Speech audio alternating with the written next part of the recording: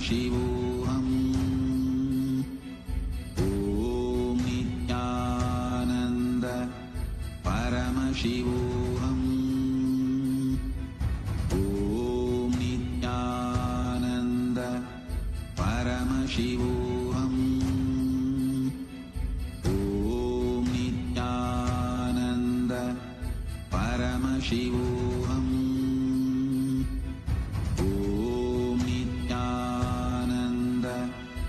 Paramashivoham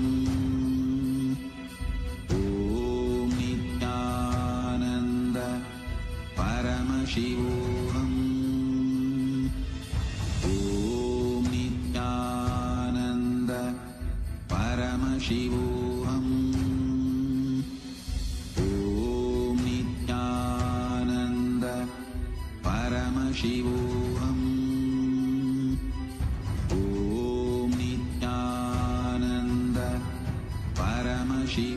Om Nithyananda Paramashivoham Om Nithyananda. Welcome you all with my love and respects. Before entering into the sutras, I want all of you to just sit for a few seconds. Sit straight and just prepare yourself. Because this understanding about which I am going to talk gave me the courage to leave the home. Today's subject is Maya.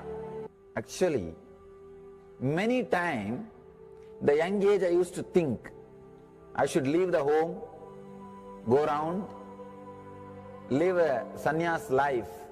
Suddenly, one day, when I was reading one of the Shankara's work on this Maya, somehow the concept clicked.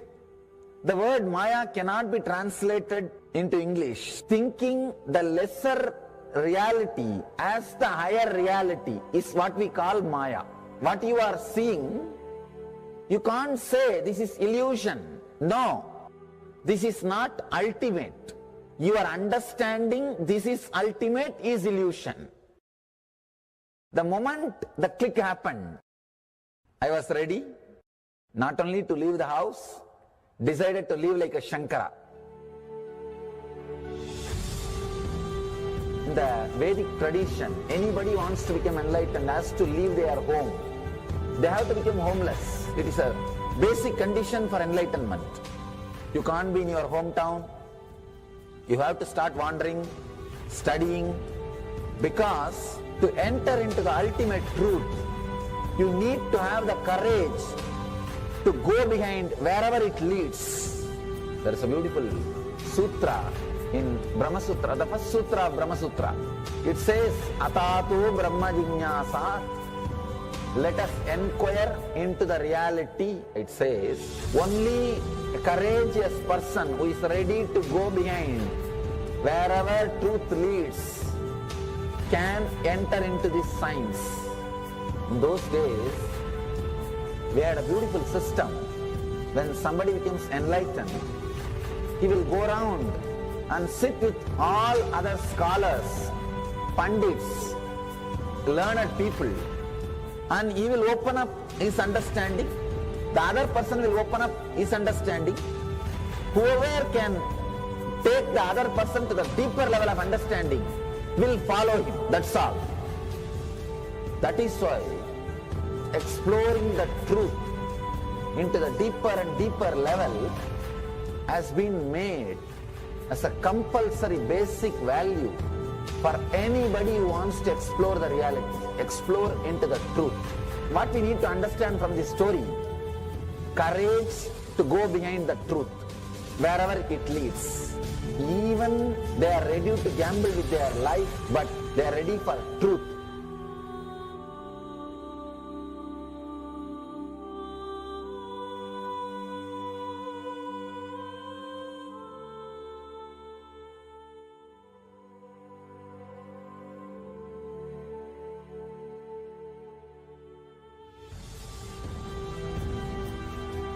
If you accept or start working on the reality, whatever you see can be Maya, it feels as if the ground on which you are standing is opening or giving way, is taken away. It needs courage. It may suddenly open a new door to you. You must be able to go into the door, only then you can see the next door. Because I am trying to reproduce the same understanding and experience which happened in me. Understand? When I understood that Maya, the concept of Maya, it gave me so much of joy and courage to do anything. I decided I will live like a Shankara. There is every possibility you will catch the glimpse. I am not telling you will run away from a home. You will have the same energy and excitement and liberation when you realize this truth. If this one concept Maya is understood logically by you, no suffering can make low curve in you. Nobody can exploit you easily. If you can just open that courage, this understanding can open new doors for you. If you understand this clearly, you will have the courage. If you have little courage, you will have understanding. It's like a circle. Who will start first? I represent KAILASA nation led by Supreme Pontiff of Hinduism, Sri Nithyananda Paramashivam, which speaks on behalf of 2 billion Hindus around the world who do not have a voice representing them in these international forums.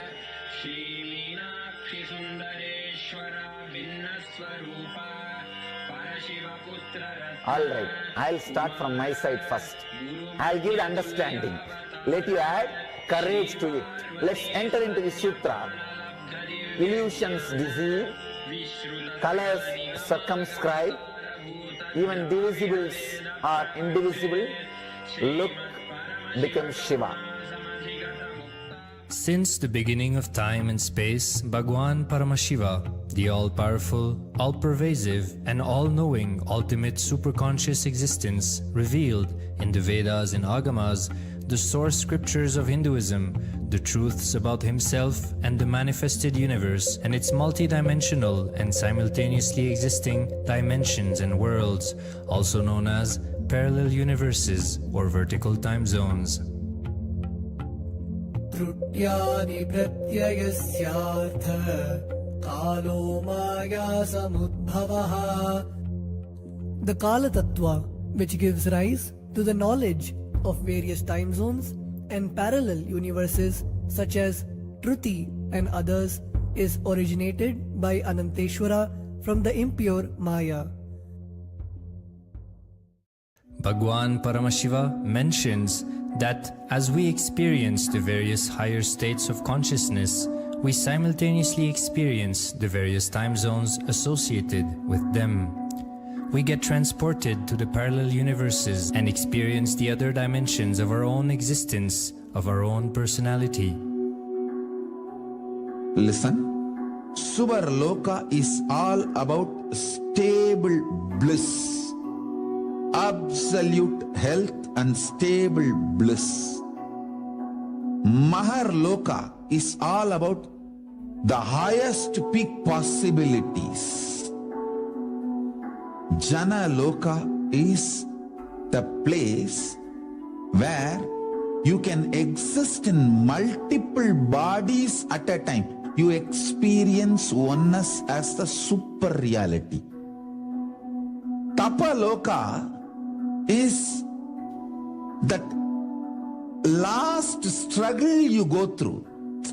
Sometimes you know you are Paramashiva, sometimes you just slip off, but again you say, I am Paramashiva. That space is the Tapoloka, an absolute surrender. Whether I am remembering, I am manifesting Paramashivatva, or I am deluded, I surrender both to Paramashiva. When you take that decision, you are lifted to Brahmaloka. You move to the Brahmaloka. The deep surrender lifts you to Brahmaloka. Then from there you move to Parandama, Vaikunta, and Kailasa, then Mahakailasa itself. The key to unlock these parallel universes is hidden in the spine of the human body. Human beings, only human beings on this planet Earth are empowered, hardwired, capable of migrating to parallel universe. Understand? Your spine is not only hardwired, capable of fuel, charged to lift you off to different parallel universes. Sukritan manavo bhutva jnani chen mokshamapnuyat chaturashita-laksheshu sharireshu sharirinam namanushyam vina yatra tattvahanantu labhyate. Of the 8.4 million bodily forms, the human body is the most important, for it is this form in which one gets knowledge of the essence. This knowledge of essence cannot be attained in any other form other than human. The possibility you have need to be told to you. Understand? Even though animals have spine, because the majority of the time they spend horizontally, the spine is not capable of getting fuel with a subtle fuel called ojas. The ojas need to be filled in your spine and the kundalini need to be ignited for you to reach parallel universe and different vertical time zone spaces.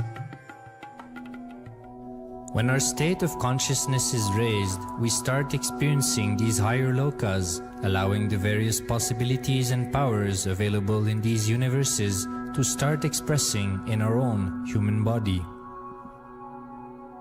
Recently, scientists have discovered that the human body, particularly in the brain, naturally produces light in the form of biophotons, and that when our state of consciousness is lifted, the brain moves from producing a normal 20 photons of light per centimeter square per second to more than 100,000 photons of light per second. That shows us that as we start to experience higher and higher states of consciousness, we start to produce huge amount of light, which is directly proportional and translatable to the amount of possibilities and powers that start to manifest on this plane, as well as the freedom from pains and sufferings experienced by beings in lower states of consciousness. These higher lokas gives you various possibilities, powers. For example, imagine, visualize you going to a different country where the electronic gadgets are easily, freely available. So naturally, everything you can gain through the electronic gadgets will be available to you freely. Same way, Kamadhenu, Karpaga Vriksha, Parijata, all these are like different gadgets, possibilities available in different lokas. Please understand, a permanent, irreversible power manifestation from the upper lokas is possible. Once these possibilities and powers start to express in the human body on the Bhuloka, our present plane, we reach a point of no return, where the cognitive shift which happens in us about who we are and what is the reality hidden behind this perceivable world frees us from the deluded ideas we have about ourselves and the life in the cosmos. The moment your consciousness is empowered to access and to exist in the parallel universe, no force in this Bhuloka, planet Earth, can torture you, abuse you, suffocate you. It is irreversible, permanent enlightenment. irreversible, permanent empowerment. In the source scriptures of Hinduism, the Vedas and Agamas, Bhagavān Paramashiva reveals about the importance of being initiated by a guru who is fit of giving initiation for us to raise into the various states of consciousness and experience the higher time zones.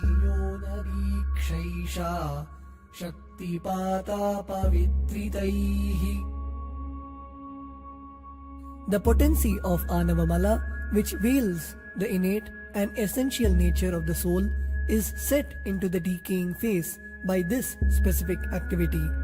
Such specific activity is characteristically called Diksha. The intimate communion between the blessed one and the blessing one is very rare and difficult to occur. The Supreme Pontiff of Hinduism, Jagat Guru Mahasannidhanam, His Divine Holiness Bhagavān Nithyananda Paramashivam, is the 1008th incarnation of Paramashiva as per Hinduism, living amidst us today. Starting out at a young age and enduring years of intense penance, he persevered with the single-pointed vision of experiencing the ultimate oneness with Paramashiva, known as Paramadvaita. He traversed the length and breadth of India, initiated by his gurus into yoga, tantra, and other Eastern metaphysical sciences. After having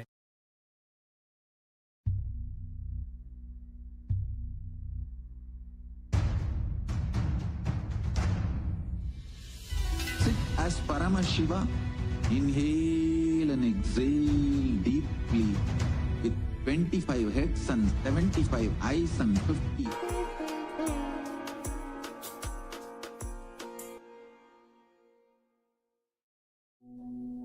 The brain is the body's most complex organ, containing more than 100 billion neurons, each of them in chemical and electrical conversation with up to 10,000 other neurons.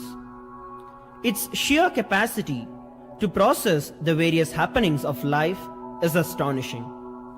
The scientific studies on the Supreme Pontiff of Hinduism's brain remarkably shows that the complexity presents no difficulty for the Supreme Pontiff of Hinduism in managing his brain's activity. The Supreme Pontiff of Hinduism's capacity to control his brain is very fluid. He can easily shift his brain function and alter his brain waves, allowing the travel into various time zones possible and effortless. The results from the scientific studies conducted on the Supreme Pontiff of Hinduism showed that the human body and brain is able to choose to alter the body and to travel to other dimensions at will. The possibility for people to experience the healing capabilities as well as the higher states of consciousness is an event of immense benefit for humankind. The science of altering the rates and progression of many physical diseases, mental instabilities, and ultimately the superconscious breakthrough has now been made available and achievable for today's humanity. The Supreme Pontiff of Hinduism is a bridge between the visible and the invisible. He is also a bridge between the age-old world of mysticism and the modern world of science and discovery. As brain research continues on a widespread basis, and as we appropriately bring the phenomena of mysticism into the realm of science for further study, we are taking strides on the path of physical and mental health as well as superconsciousness. I'm going to empower, enlighten each and every one of you with the fuel and energy of the parallel universe. It can make you tireless forever. It can just kill the boredom once and for all in your life. It can just make you manifest third eye power right now. You may experience intense levitation right now. You may experience absolute flexibility of the body and complete detoxification, a complete healing right now. there can be multiple possibilities. I'll infuse this intense supernal effulgence DNA, Tejas, Ojas, Kundalini Shakti into your spine to consciously lift you to Mahakailasa.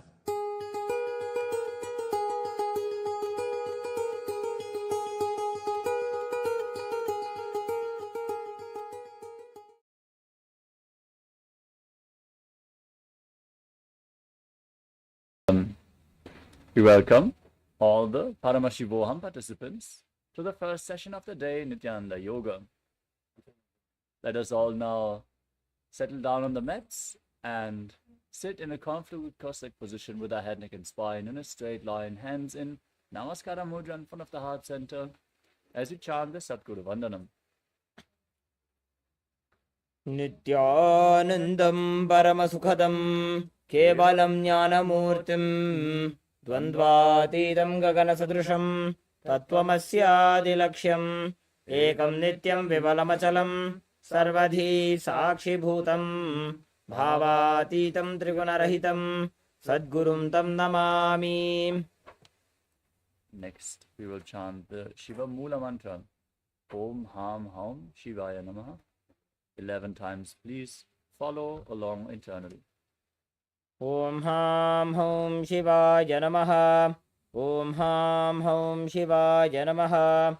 Om Ham Hum Shivaya Namaha. Om Ham Hum Shivaya Namaha. Om Ham Hum Shivaya Namaha. Om Ham Hum Shivaya Namaha. Om Ham Hum Shivaya Namaha.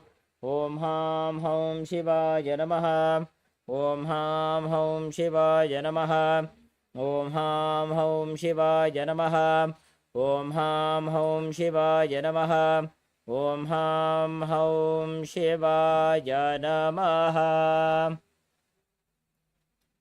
Next, we are going to perform the Tattvachamanam, the ritualistic cleansing. Now, take your Panchapadram and Udani, the cup with a spoon with some water, and keep your right hand in the Gokarna Mudra in the shape of a cow's ear, as our Acharya is demonstrating. Take one Udani of water and pour it into your right palm. Each time the word Swadha is chanted, sip the water from the bottom of your palm for a total of 3 times. Om Atmatattvam Shodhayami Swadha. Om Vidyatattvam Shodhayami Swadha. Om Shivatattvam Shodhayami Swadha. Now wash your right hand with the water from the Panchapatam and wipe your lips twice with the bottom of your right thumb as we chant. Om Ham Hridayaya Namaha. Now wash your hand again. With your index, middle and ring finger joined together, touch above your upper lip and below the lower lip. Wash your hand again. With index and thumb together, touch your right nostril and your left nostril. With ring finger and thumb, touch your right eye, right ear and left ear. Then wash your hand again. With your little finger and thumb, touch your navel, your right chest and the left chest. And with the tips of all your fingers, touch the crown of your head, the right shoulder, the left shoulder and your heart center. Wash your hand once more. Now clasp your right hand over the left and place both your hands on your right thigh. Sit with your head, neck and spine in a straight line. Close your eyes and set the sankalpa. Make a conscious declaration to existence what you want to manifest in today's Nithyananda Yoga session, the ritual of yoga, as we chant the sankalpa mantra. Om Mamopata Samasta Duritakshaya Dvara Bhagavat Shri Nithyananda Paramashiva Prityartham Shri Nithyanandeshwari Paramashiva Shakti Sameta Shri Nithyanandeshwara Paramashiva Prityartham Cha Adya Purvokta Evam Guna Visheshena Vishishthajam Asyam Shubhaditau Purna Arogya Yukta Dridagatra Yogiga Sharira Siddhyartham Paramashiva Shakti Avishkaranartham Nithyananda Yoga Abhyasam Karishye. Wash your right hand once more. Om Apaupasprisya. And keep Panchapatam and Udani aside. Let us briefly go over the components of Kailasas in Nithyananda Yoga. The context of Nithyananda Yoga is to awaken the Kundalini Shakti and make you manifest Paramashivatva, the realization of Paramashivoham, that you indeed are Paramashiva, the divine, the ultimate. For this, we are performing asanas, physical postures, aligning our bodies to Paramashiva, performing pranayamas, the breathing techniques, controlling the inhalation, retention, and exhalation of the breath in a specific manner, infusing the prana into the system, and aligning our breathing to Paramashiva. Mudras, by aligning our limbs, fingers, various other body parts, sometimes even the tongue, we create energy circuits and align our intra-organs, our energetic organs to Paramashiva, like third eye, Vak, and Anandagandha. The next component is Bandha.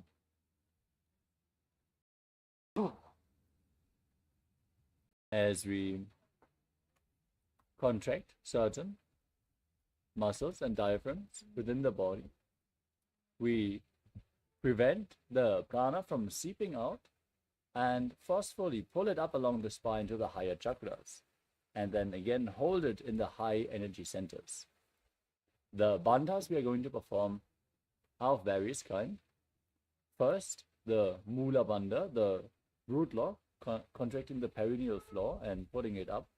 Ujjana Bandha, the abdominal lock, pulling the stomach in and up towards the spine as you contract your stomach muscles above and below the navel. And Jalandhara Bandha, the throat lock, tucking your chin to the chest and internally locking your throat. The Mula Bandha prevents the Kundalini Shakti from seeping out at the bottom of the spine. Uddiyana Bandha pumps it upwards along the spine, and the Jalandhara Bandha prevents it from falling down again. This way, if all the three bandhas are performed together, it's an intense technique for Kundalini awakening called Mahamudra Bandha. Next is Kalana, the sacred dance postures preserved throughout the temples in India, carved in stone, moving your body parts in synchronicity, aligning your body movements to the cosmic body movements, leads to intense awareness in every part of your body and a subtle breath, which is intensely infusing prana into the system. The next component is visualization. Throughout the asanas, we're going to project certain visualizations on screen. Please visualize these intensely and manifest the essence of the asana even more deeply, aligning your thinking to Paramashiva, manifesting Mano Shakti, the power of thought. The next component is japa, the internal repetition of mantras. We are going to project certain japas on screen, repeatedly chant them internally, visualizing that they are rotating around your throat. Cleanse your Vishuddhi chakra and manifest the power of speech, Vak, as you align your speech to Paramashiva. During the yoga practice, your aura is opening up and you're receptive to external energies. So please make sure you're performing the ritual of yoga in a clean, sacred space.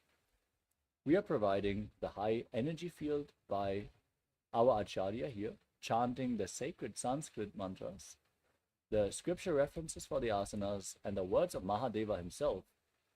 Sanskrit has a phonetic, powerful effect. So even just listening to the Sanskrit mantras will create the effect in your system. The next component is weightlifting. If you have weights available, keep them at the side of your mat, and we are going to inform you in which asana it is advisable to lift weights during the exercise more intensely, activating the Kundalini Shakti through this practice. The Supreme Pontiff of Hinduism says, bodybuilding is a spiritual practice, and it is not limited to male bodies. So even the female bodies, don't feel discouraged to implement weights into your yoga practice. Next is mandala. You can see in the background of our acharyas, we are projecting the Shri Yantra, the visual representation of all the gods and goddesses. Intensely but gently gaze at the yantra and reflect the macrocosmic energies into your microcosmos, as the Shri Yantra holds various different energies, all the energies which are present in the entire universe. Next up is Abharanam. Wearing Rudraksha beads during the yoga practice makes you hold the high energy space, as Rudraksha beads function like a spiritual battery, holding onto the energy for a long time and bit by bit giving it off to your system. So keep skin contact with Rudraksha. The final component is Aushadha, the sacred alchemy products. By applying them on your skin or ingesting them, you can infuse prana into your system and healing even the most chronic diseases. The Aushadhas we recommend are Vibhuti and Kumkum. Or the male bodies, please remove your upper cloth and apply the Vibhuti on 16 places over your body. Or the female bodies, please apply it on your forehead. Apply the Kumkum on your third eye, your Angya chakra, the space between the eyebrows. And if you have any sandalwood paste, you can mix it with some turmeric powder and water and apply it on your temples. If any other Aushadha prepared by the Supreme Pontiff of Hinduism is available to you, you can also apply these during the yoga practice. With this, let us now get ready for Nithyananda Yoga. As we enter the first asana of the sequence, which is Sukhasana, sit in a comfortable cross-legged position with your head, neck and spine in a straight line. Keep your hands on top of the knees in Bindu Mudra, index fingers and thumbs together. Visualize Lord Shiva in your inner space. Breathe in Samana Kumbhaka, inhale deeply and hold your breath. Visualize a flame being kindled in your stomach, rising up your spine. Engage all trivandhas, root lock, abdominal lock and throat lock in Mahamudra Bandha, and internally chant the Japa Soham. तत्सुखासनमित्युक्तमशक्तस्तत्समाचरेत् आसनं विजितं येन जितं तेन जगत्त्रयम्. Next up is Parvatasana. Now, place your feet onto opposite thighs in Padmasana, and then join your hands in Anjali Mudra, raising your arms up with your elbows straight. Engage all trivandhas and visualize yourself as Mount Kailash. अथ वक्षे महादेव पर्वतासनमङ्गलं यत्कृत्वा स्थिररूपी स्यात् षट्चक्रादिविलोपनम्. Next up is Halipavasana. Now extend your feet away from the body.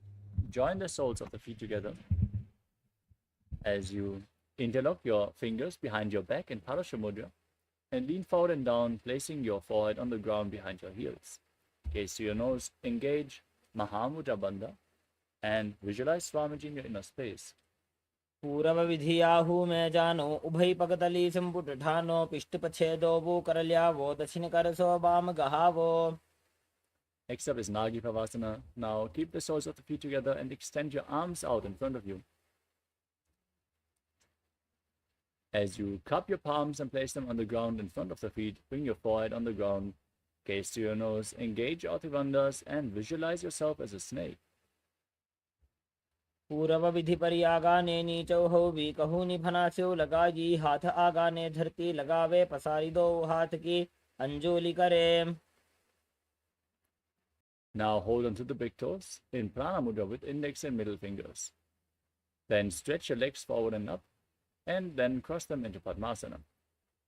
Lean forward and down, place your elbows on the ground, engage all trivandhas and visualize yourself as a bird in Kokilasana.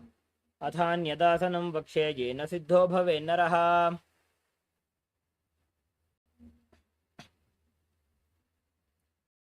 Next up is Nithyananda.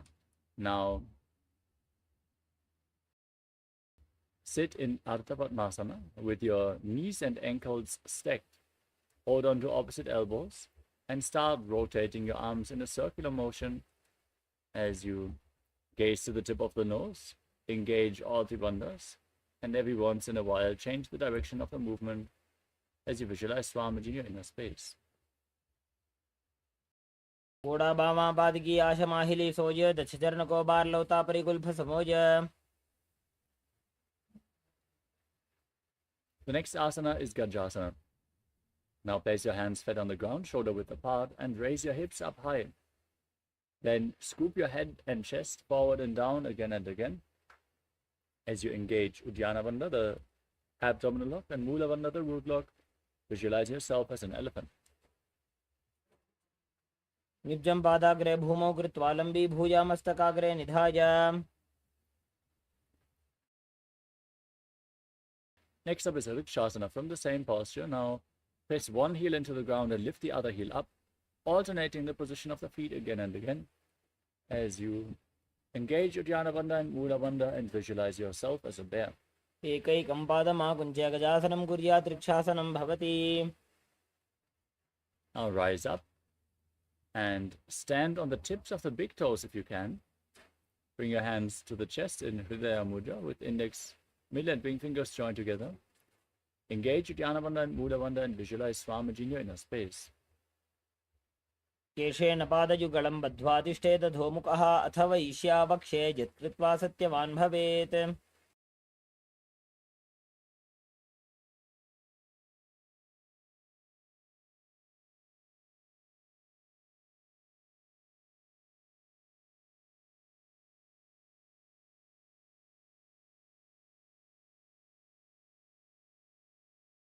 Next up is Urdhva Janu Karana, the first Karana of the sequence. Now stand in Arimandi posture. Heels together, toes pointing outwards and the knees bent. Remember, Arimandi, we're going to perform it throughout various Karanas in this sequence. Now bring your hands to the chest and raise one knee up along the center of the body and follow along with the respective hand on both sides again and again.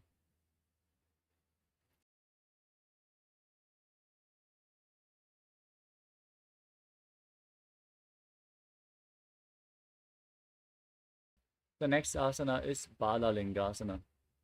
Now, interlock your fingers from the outside in Sarva Shankari Mudra and pull one knee up against your chest as you stand erect on the mat like a rod. Engage Orthivandhas and visualize yourself holding a baby. एकं जानुरस्यालिङ्ग्य स्थातव्यं बाललिङ्गनं भवति. Next up is Parapidanasana. Now pull the foot behind towards your buttocks, holding it with both hands as you engage Orthivandhas and visualize Swamiji in your inner space.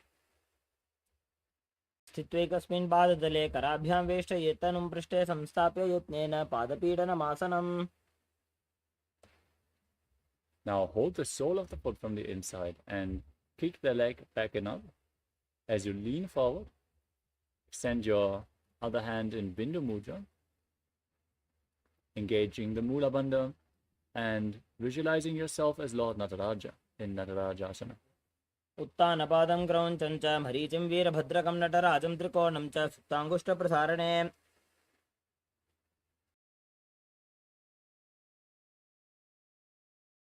Now pull the other knee up against your chest. Repeat Balalingasana on the other side. Engage your Orthivandhas and visualize yourself holding a baby. एकं जानु उरसि आलिङ्ग्य स्थातव्यं बाललिङ्गनं भवति. Now take the foot, pull it behind towards your buttocks. Engage Orthivandhas and visualize Swamiji in Parapidanasana. स्थित्वैकस्मिन् पादतले कराभ्यां वेष्टयेत्तनुं पृष्ठे संस्थाप्य यत्नेन पादपीडनमासनम्.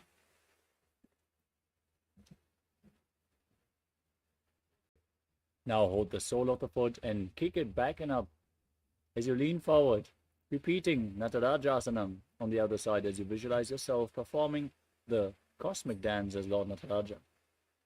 उत्तानपादं क्रौञ्चं च मरीचिं वीरभद्रकं नटराजं त्रिकोणं च सुप्ताङ्गुष्ठप्रसारणे. We move on to Ardharejita Karana. Stand in Adimandi posture. Heels together, toes pointing outwards and knees bent with your hands at the chest. Then step the right foot behind the left and swing the right arm back and forth like a pendulum, gracefully moving your fingers. Now cover your nose with your hand, uncross your ankles and repeat the movement on the other side.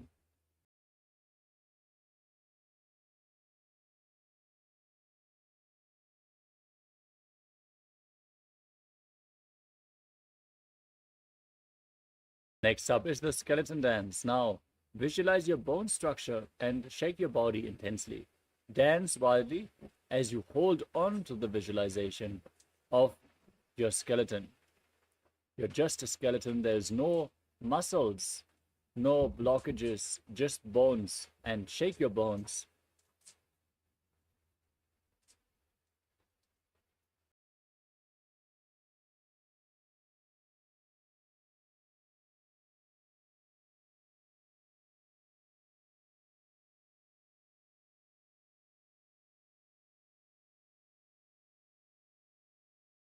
Next up is Kati Chinakarana. From the Arimandi posture, cross your arms above your head with the palms facing back. Now turn your body to one side, open up your arms above the head, cross them back to the center, and repeat the movement again and again on both sides.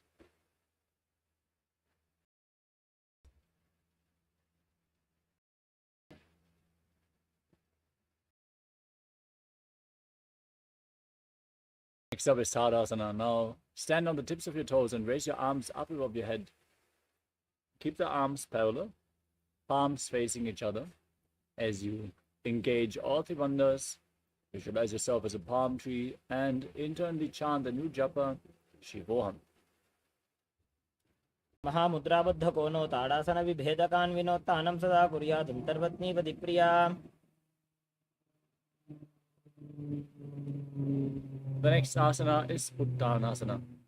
From a standing position, lean forward and down, and place your hands flat on the ground if you can. Engage all the bandhas. Visualize Swamiji in your inner space. And keep breathing in Samana Kumbhaka as you visualize the flame rising up your spine. महामुद्राबद्ध कोनो ताड़ासन विभेदकान् विनोत्तानं सदा कुर्यात् अंतर्वत्नीपति प्रिया. Next up is Tadaksvasana. Now place your hands flat on the ground, shoulder width apart, and step your feet back into a tall plank position. Contract the perineal floor, Mula Bandha, and tuck your chin to the chest, Jalandhara Bandha. As you rotate your head from side to side, visualize Swamiji in Tadaksvasana. गजासनवस्थित्वा मस्तकं वारं वारं दक्षिणकुक्षिं सव्यकुक्षिं नयेत्.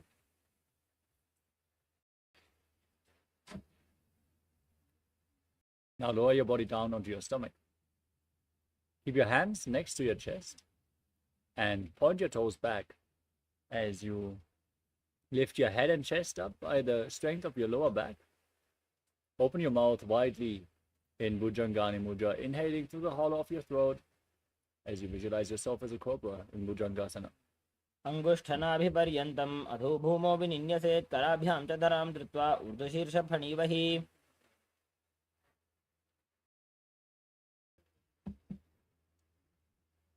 Next up is Shashasana. Now push your body back up into the plank position and alternate pulling one knee in towards your chest back and forth. As you breathe calmly through your nose in Sahadra Kumbhaka, leading the prana along your spine and holding the breath every once in a while, holding the prana in the various chakras of your body individually. Now visualize Swamiji in your inner space. गजासन संस्थितो एक जानुद्वयमाकुञ्च्य वारं वारं कर्तव्यं शशासनं भवति. Next up is Rathasana. From the same position, step one foot in between your hands. Now jump the front foot back and bring the other foot in between the hands again and again as you visualize yourself as a chariot. गजासन संस्थितो एकैकं पादं पुरोमार्गेण भ्रामयित्वा कर्तव्यं रथासनं भवति. Now rise up with one leg extended forward and the other foot far back, toes facing sideways. Now bend the front knee at a 90-degree angle. Push your hips so they are facing forward. Engage Uddiyana Bandha and Mula Bandha. Raise your arms up parallel above your head. As you gaze to your third eye, engage Uddiyana Bandha and Mula Bandha and visualize yourself as Lord Vidavata in Vidavatasana. वासिष्ठमथ कौण्डिन्यमूर्धकुक्कुटमेव च अष्टावक्रमथोत्थानं मयूरं सेतुबन्धनम्. Now repeat Vidavajrasana on the other side. Exchange the position of your feet. Bend your front knee and raise your arms up. Gaze up and visualize yourself as Lord Vidavajra. वासिष्ठमथ कौण्डिन्यमूर्धकुक्कुटमेव च अष्टावक्रमथोत्थानं मयूरं सेतुबन्धनम्. Next up is Vrikshasana. Now raise the sole of one foot against the inner opposite thigh. Join your hands in Anjali Mudra and raise them up above your head. Keep your elbows straight, engage Uddiyana Bandha and Mula Bandha and visualize yourself as a tree. वामोरुमूलदेशे च याम्यं पादं निधायतु तिष्ठेत् वृक्षवद्भूमौ वृक्षासनमिदं विदुः. Now bring the raised foot on top of the opposite thigh. Join your hands in Namaskara Mudra in front of the heart center. As you visualize yourself as Lord Garuda in Garudasana. गरुडासनमावक्षे येन ध्यानं स्थिरं भवेत् सर्वदोषाद्विनिर्मुक्तो भवतीह महाबली. Now repeat Vrikshasana, the tree posture on the other side. Raise your arms up above your head. Engage all the bandhas. Breathe calmly through your nose in Sahaja Kumbhaka. वामोरुमूलदेशे च याम्यं पादं निधायतु तिष्ठेत् वृक्षवद्भूमौ वृक्षासनमिदं विदुः.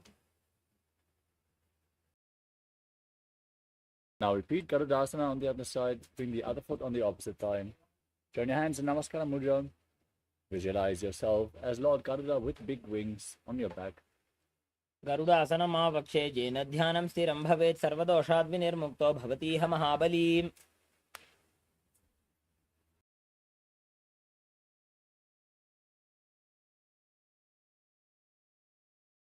The next asana is Trikonasana. Now step one foot forward and the other foot far back, keeping the back toes facing sideways. Send your arms parallel to the ground and lean forward and down. Place one hand at the foot and the other hand pointing up towards the sky. As you gaze up along the raised arm and visualize yourself as a triangle.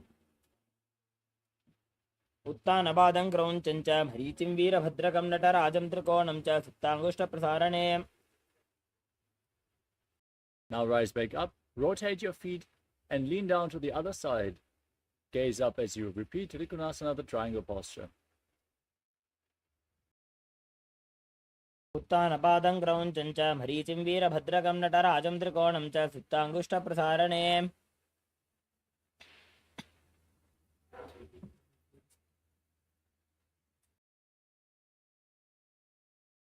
Next up is Nikutakakarana. From Arimandi posture, heels together, toes pointing outwards and your knees bent. Raise one heel off the ground and bring your hands in front of the chest with the palms facing each other. Now stomp the raised heel to the ground, lift the other heel up and exchange the position of your hands again and again.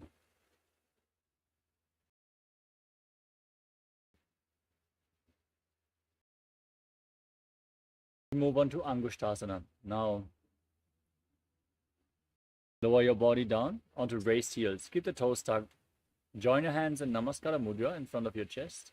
As you keep the knees off the ground, join together. Visualize Swamiji in your inner space and start buzzing like a bee on the inhalation and exhalation in Brahmari Kumbhaka as you internally chant the new japa Sadashivoham.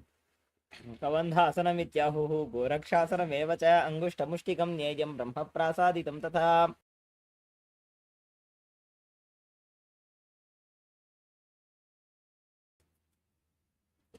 The next asana is Saurasana. From Angushtasana, now extend one leg forward. Keep your hands at the side, fingertips just touching the ground next to your body with the palms facing forward in Vara Mudra. Visualize Swamiji in your inner space. प्रसार्य एकं पादतलं संस्थाप्य त्वेकपादकम्. Now lean forward and down, hold on to the big toe of the front foot and hold on to the back heel with the other hand. Balance in this asana as you visualize Swamiji in your inner space in Vidunanasana. गुल्फस्थितौ पादमेकं प्रसार्य तत्पादाग्रं संस्पृशेत् तत्करेण. Now extend the other leg forward. Exchange the position of your feet as you repeat Saudasana on the other side with your hands at the side, palms facing forward. प्रसार्य एकं पादतलं संस्थाप्य एकपादकम्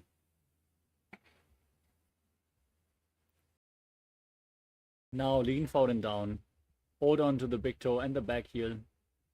Repeat Vidunanasana on the other side. गुल्फस्थितो पादमेकं प्रसार्य तत्पादाग्रं संस्पृश्य तत्करेण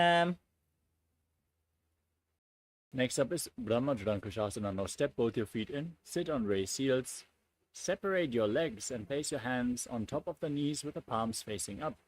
Tuck your chin to the chest in Jalandhara Bandha and gaze through the gap between the palms as you visualize Swamiji in your inner space. दो गुफना पानी होए वैसे एड़ी दो गुदानी वैसे कौरबक तलियां की माहिली ice माहेरा शेमिली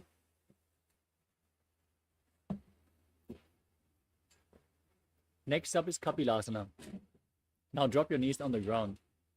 Sit on raised heels with your hands on the thighs or on the knees. Gaze to the nose as you visualize yourself as Sage Kapila Muni, the founder of the Mahanirvani Pita, and perform Uddiyana Bandha and Muda Bandha.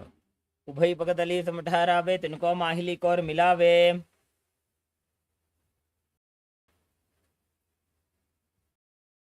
Next up is Bhattaragurukasana.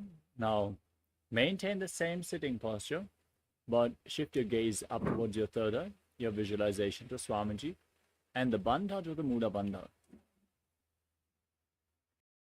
दो पगतली संपुट करे कोरवारली भूपर इधरे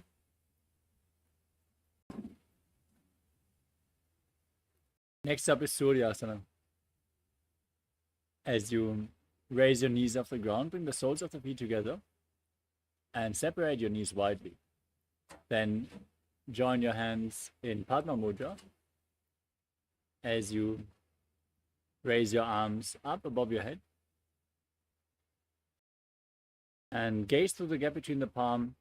Engage Uddiyana Bandha and Muda Bandha and visualize Lord Surya in your inner space. दो पगतली संपुट करे कोरवारली भूपर इधरे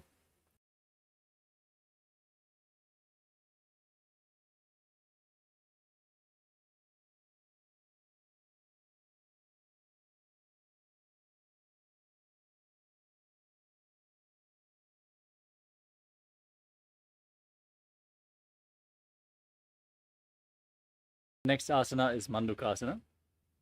Now bring the knees on the ground, the feet flat, and keep your hands on the knees. As you gaze up towards your third eye, visualize yourself as a frog. Press your tongue flat against the palate of your mouth in Manduki Mudra. Breathe calmly through your nose in Sahadra Kumbhaka and perform the Muda Bandha in Mandukasana. पादतलौ पृष्ठदेशे अंगुष्टे द्वे च संस्पृशेत् पादयुग्मं पुरस्कृत्य साधयेन्मण्डुकासनम् Next up is Uttana Mandukasana. In the same posture, now bring your hands behind your back. Hold on to opposite shoulders with your hands. Keep your elbows close to the head. Visualize yourself as a frog. Press your tongue up and gaze to your third eye as you engage Uddiyana Bandha and Muda Bandha in Uttana Mandukasana. मण्डुकासनं मध्यस्थं कूर्पराभ्यां धृतं शिरः एतद्भेकवदुत्थानम् एतदुत्थानमण्डुकम्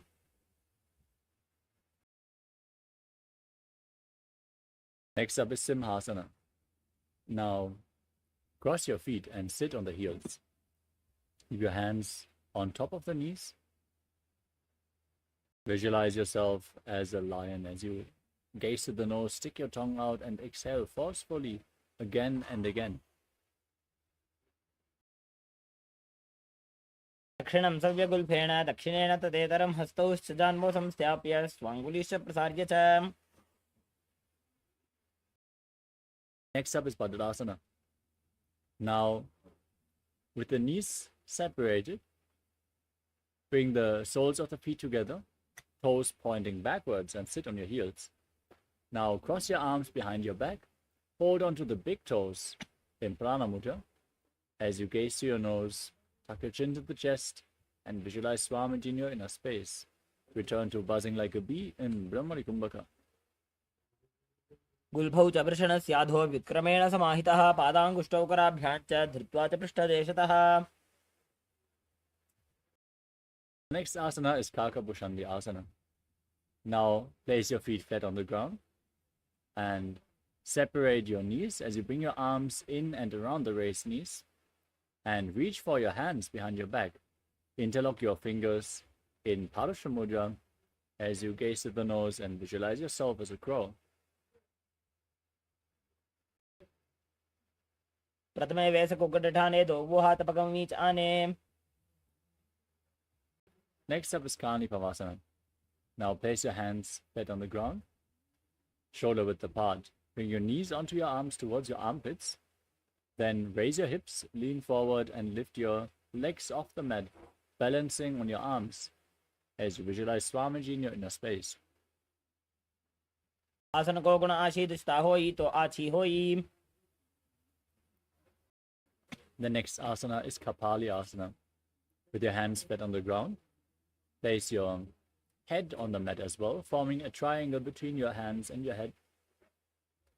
This is going to be our first inverted posture. So if you suffer from high blood pressure or any neck or back related injuries, please consult your doctor before you perform any of the inverted postures.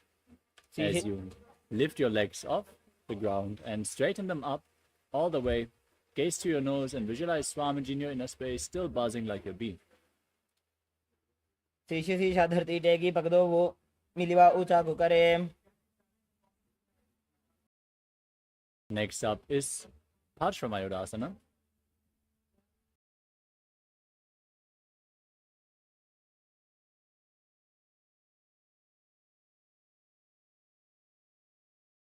Now, in a squatting position, keep your hands on the ground and twist your body to one side, aligning your knee and hip with your elbows. Then lean forward and down. Find balance, lift your body off the ground and extend your legs out to the side. As you gaze up towards your third eye, visualize yourself as a peacock and exhale all the way in Rechaka Kumbhaka, holding your breath in Parsvamayurasana. मयूरं दण्डवत् कुर्यात् मायूरं दण्डनामकम्. Now twist your body to the opposite direction. Lean forward, lift your body off the ground and balance as you visualize yourself as a peacock in Parsvamayurasana on the other side. मयूरं दण्डवत् कुर्यात् मायूरं दण्डनामकम्. Next up is Bhairaganathasana. Now place your hands flat on the ground and step your feet back into the plank position. Then step 1 foot outside the hand in between the two hands as you gaze up towards your third eye and visualize yourself as Lord Kala Bhairava. आसन को गुण पीती जाई. Now exchange the position of your feet. Bring the other foot in front as you gaze up and visualize yourself as Lord Kala Bhairava. आसन को गुण पीती जाई.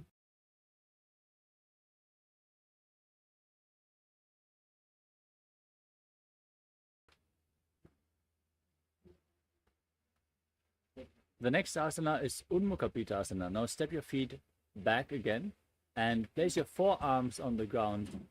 Walk your feet slightly forward and raise your hips. Try to bring your feet flat on the ground as you gaze up towards your third eye and visualize Swamiji in your inner space in Unmukha Pitasana. भून्यस्तौ जानुनी हस्तौ चतुष्पदम वाङ्मुखम् उत्थापिताङ्घ्रियुगल कटिस्थलमभिरुका. Next up is Vashishthasana. Now raise back onto your hands and lift one hand up towards the sky as you rotate your body. Engage your core intensely. Be straight as you gaze to your third eye and gaze up along the raised arm and visualize yourself as Sage Vashishta in Vashishthasana. ऊर्ध्वकुक्कुटवासिष्ठमरीचहलमध्यकम्. Now rotate your body in the other direction. Lift the other arm upwards as you visualize Sage Vashishta and Vashishthasana on the other side. ऊर्ध्वकुक्कुटवासिष्ठमरीचहलमध्यकम्. Now come to a seated position with your legs extended forward. Place your hands underneath your buttocks with the palms facing up. Gaze towards your nose as you visualize yourself as Lord Hanuman. Engage Jalandhara Bandha and Mula Bandha, and internally repeat the japa Paramashivoham in Anjani Asana. दोबू करकी उभय हथेली कोरवारली मैले भेली.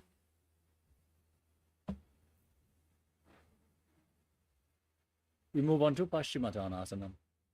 With your legs extended forward, now lean forward and down, hold onto the big toes in Prana Mudra, index and middle fingers. Engage all the bandhas as you bring your head down towards the knee and visualize Swamiji in your inner space. जानो परिललाटन्तो पश्चिमं ताणमुच्यते येन केन प्रकारेण सुखं धार्यं च जायते.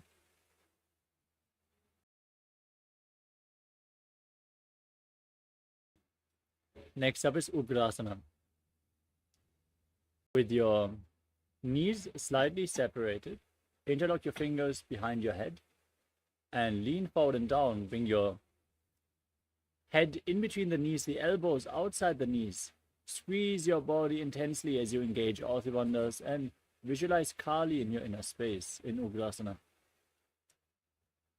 पाणिभ्यां दृढं धृत्वा जानो परिशिरोऽन्यसेतासनोऽग्रमिदं प्रोक्तं भवेदनिलदीपनम्. Next up is Marichyasana. Now step one heel in towards the perineum. Raise your knee and lean forward and interlock your fingers behind your back as you bring your head to the knee. Visualize yourself as Sage Marichi. उत्तानपादं क्रौञ्चं च मरीचिं वीरभद्रकं नटराजं त्रिकोणं च सुप्ताङ्गुष्ठप्रसारणे.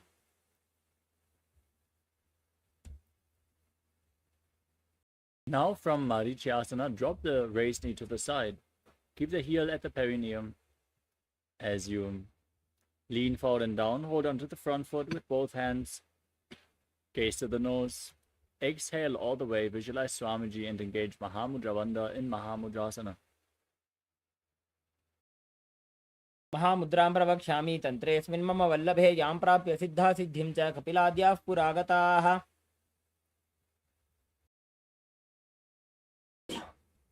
Now repeat Marichyasana on the other side. Bring the other heel towards the perineum. Lean forward and down and interlock your fingers behind as you visualize yourself as Sage Marichi. उत्तानपादं क्रौञ्चं च मरीचिं वीरभद्रकं नटराजं त्रिकोणं च सुप्ताङ्गुष्ठप्रसारणे. Next up is Mahamudrasana.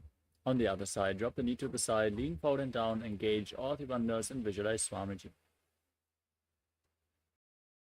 महामुद्रां प्रवक्ष्यामि तन्त्रेऽस्मिन् मम वल्लभे यां प्राप्य सिद्धा सिद्धिं च कपिलाद्याः पुरागताः.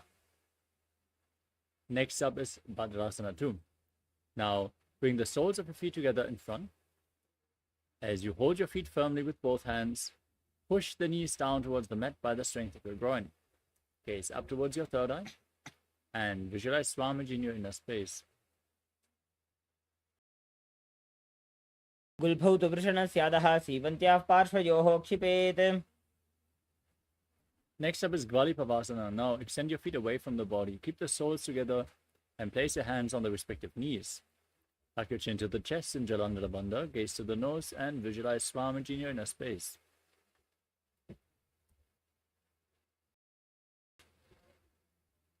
पूर्व चरपट चौक कक्ष्यो सोजी वाही विधिजो कीजे sooji.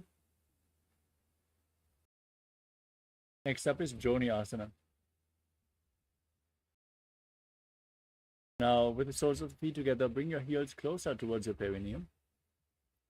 Hold on to the feet with your hands as you gaze to the nose and visualize the Yoni Mandala, the visual representation of Devi Paramashiva Shakti projected in the top right corner of the screen as you lean forward and down.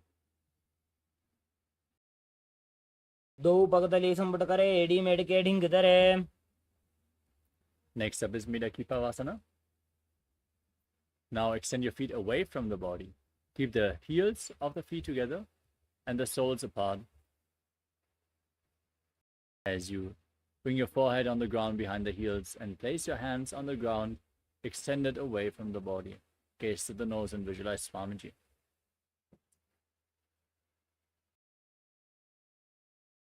पूरब विधि परिवकतली संपूर्ण शोल एडी मिली राशे. Next up is Siddha Samadhi Asana. Now, sit with your heels close towards the perineum, toes together and heels apart. Bring your hands underneath the shins, palms facing up, elbows on the ground, and then lean forward. Bring your toes against your throat as you gaze to the nose and visualize Lord Surya in your inner space.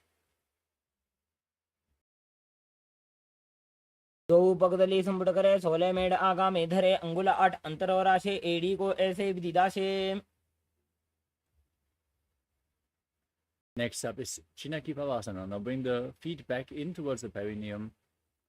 Separate the toes and hold the feet. Open them up like a book. Bring the palms facing up. The soles of the feet facing up. Bring your elbows on your thighs. Gaze to your nose and visualize Swamiji in your inner space.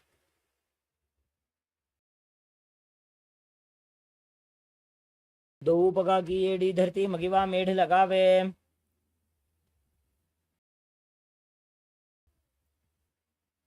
Next up is Chalapata Chokasana. Now keep the soles of the feet together and place your hands on the knees. Gently push them down towards the ground as you engage Uddiyana Bandha and Mula Bandha. Gaze to your third eye and visualize Swamiji in your inner space.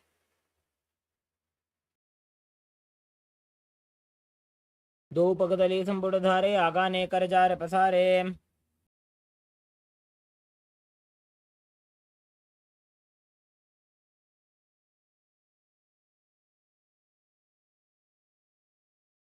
Next asana is Bhairavasana. Now twist your feet, rotate them so the toes come down to the ground and the heels are being raised up. Then place your knees on the mat and your hands on top of the knees in Bindu Mudra, index fingers and thumbs together, as you visualize yourself as Lord Kala Bhairava. Gaze to your third eye and engage Uddiyana Bandha and Mula Bandha. गुल्भो संपीड जान्योन्यम विक्रमेणोत्थितं शनैः.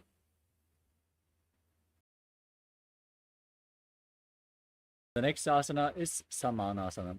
Now bring one heel against the perineum and lift the sole of the other foot against your chest. Gaze up, visualize Swamiji, and hold your breath in the Muladhara chakra in Samanasana. समानासनमावक्षे सिद्धमन्त्रादि साधनात्.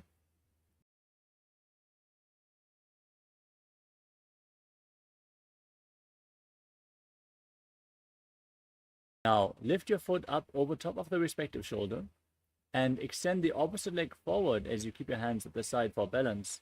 Gaze up towards your third eye and visualize Swamiji in Apanasana.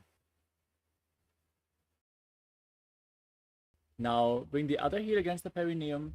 Lift the sole of the other foot against your chest. Repeat Samanasana on the other side. समानासनमावक्षे सिद्धमन्त्रादि साधनात्. Now repeat Apanasana. Lift the foot over the shoulder. Extend the opposite leg forward and up. Gaze up and visualize Swamiji. केवलं पादमेकं च स्कन्धे चारोपयेत् ततः. Now stack your knees in front of the body. Keep the heels outside the hips as you place your hand on top of the knees, interlocked in Parsha Mudra. Gaze to your nose and visualize the face of a cow. Breathe in Sitkari Kumbhaka. Press your tongue up against the palate of your mouth without touching the teeth, and hiss through your teeth as you inhale, internally chanting the new japa Om Nithyanandoham in Gomukhasana. सव्ये दक्षिणगुल्फं तु पृष्ठपार्श्वे नियोजये दक्षिणे अपि तथा सव्यं गोमुखं गोमुखं यथा. Now hold on to the big toes in Prana Mudra. Gaze to your nose. Engage Uddiyana Bandha and Mula Bandha and visualize yourself as Rishika Anasuya in Anasuyasana. दक्षिण गोड़ों नीचे उठाने वामोंता के ऊपर आने. Now interlock your fingers behind your back in Parusha Mudra and lean forward and down. Gaze to your nose and bring your nose to the ground if you can in Anasuyasana too. जीमणा गोदा की संधि उपरिड़ा वा गोड़ा की संधि मिलाई राशे गोड़ा स्योले पकतल्यालो वाड़वाई सुधा राशे. Next up is Garudasana 2. Now, bring one heel against the perineum and place the other foot flat on the ground with the knee raised against your chest. Keep your hands on the respective knees. Gaze through your nose and visualize yourself as Lord Garuda. डाबो पगमोडी एडी माहिला गुल्भ मूलद्वारनी चैदे. Now, raise your perineum on top of the heel and interlock your fingers behind your neck. Twist your elbows outside the raised knee and gaze up as you visualize yourself as sage Narada in Naradasana. इष्टिजो वाम पगदली केरी भूपरी ताही लगावे फेरी. The next asana is Matsya Pitakasana.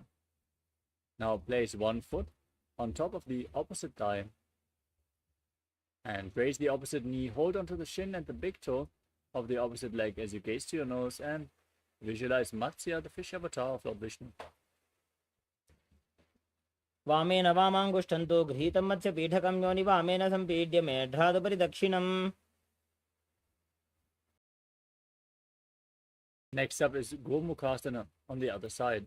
Again, stack your knees, place your hands on top of the knees, and gaze to the nose as you visualize the face of a cow. सव्ये दक्षिणगुल्फं तु पृष्ठपार्श्वे नियोजये दक्षिणे अपि तथा सव्यं गोमुखं यथा. Now repeat Anasuyasana. Hold onto the big toes, gaze to the nose, and engage Uddiyana Bandha and Mula Bandha.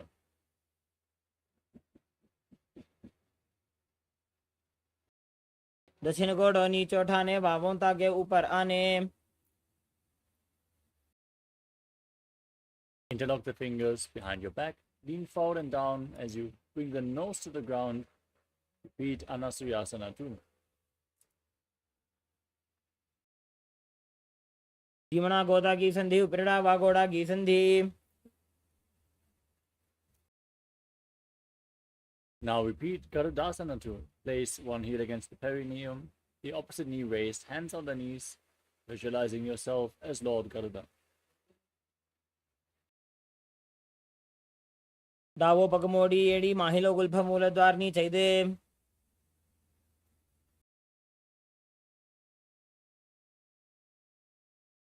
Now repeat Naradasana. Sit on the heel and interlock your fingers behind your neck as you twist your elbows outside the raised knee and visualize yourself as sage Narada. इष्टिजो वाम पगदली केरी भूपरी ताही लगावे फेरी. Now repeat Matsya Pitakasana. Place the other foot on top of the opposite thigh. Hold on to the shin and the big toe of the raised knee as you gaze to your nose and visualize Matsya, the fish avatar of Lord Vishnu. वामेन वामाङ्गुष्ठन्तो गृहीतं मत्स्य पीठकं योनि वामेन सम्पीड्य मेढ्रादुपरि दक्षिणम्. Now extend your legs forward and place one foot on top of the opposite thigh. Twist your elbow outside the raised knee as you place the raised hand at your neck. Place the other hand on the ground behind you and gaze up towards your third eye as you visualize Sage Matsyendra, the master of Hatha Yoga in Matsendrasana. उदरं पश्चिमाभासं कृत्वा तिष्ठति यत्ततः नम्राङ्गं वामपादं हि दक्षजानूपरिन्यसेत्.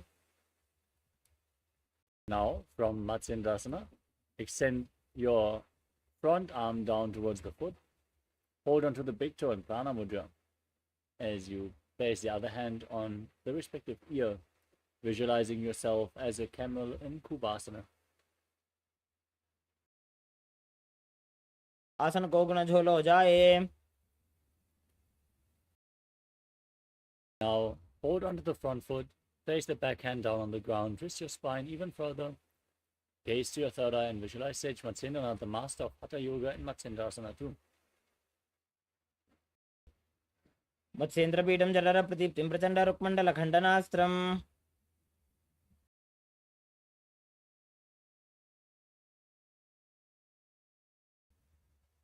Now extend both your legs and repeat Matsyendrasana on the other side. Place the other foot on the opposite thigh and twist your elbow outside the raised knee as you place your hand at your neck.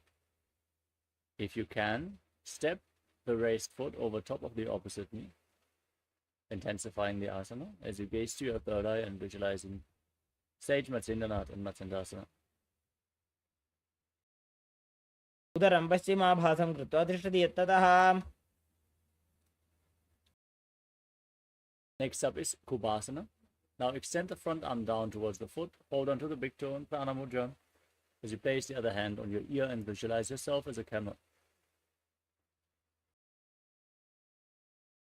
आसन को गुण झोलो जाए. Now place the back hand down on the ground behind you, twist your spine even further, gaze up and visualize Sage Matsyendranath and Matsyendrasana too. मत्स्येन्द्रपीठं जलरप्रदीप्तिं प्रचण्डरुक्मण्डलखण्डनास्त्रम्. Now place your feet on opposite thighs and sit straight in Padmasana. The hands on the knees, gaze to your nose and visualize yourself as Lord Shiva. As you breathe in Sitari Kumbhaka, press your tongue against the back of the teeth and hiss through your teeth as you inhale. Engage all the wonders and internally chant the new japa, Om Nithyananda Mahasada-Shivoham. आसनं द्विधं प्रोक्तं पद्मं वज्रासनं तथा. Now, cross your arms in front of the body. Hold on to the big toes in Prana Mudra, index and middle fingers. Gaze to your nose and visualize yourself as Goddess Parvati, the consort of Lord Shiva, as you still breathe in Sitali Kumbhaka in Padmasana too. उत्तानः चरणौ कृत्वा ऊरू संस्थौ प्रयत्ततः. Next up is Kukutasana. Now, sitting in Padmasana, bring your hands in between the legs. Place your palms flat on the ground and lift your entire body off the mat, balancing on your arms. As you visualize yourself as a rooster, breathe calmly through your nose, leading the prana along your spine in Sahadra Kumbhaka. पद्मासनं सुसंस्थाप्य नान्वोरोरन्तरे करो. From Kukutasana, place your hands in front of you, raise up onto your knees in Padmasana. Keep your fingers pointing towards your body as you lean your navel onto your elbows and lift your knees off the ground, balancing on your arms as you visualize yourself as a rooster in visualize Swamiji in Badhakikyasana. धरामोष्टभिकरद्वयेन तत्कूर्परिस्थापितानाभिपार्श्वः. Now extend your legs. Keep your hands on the ground, fingers pointing backwards.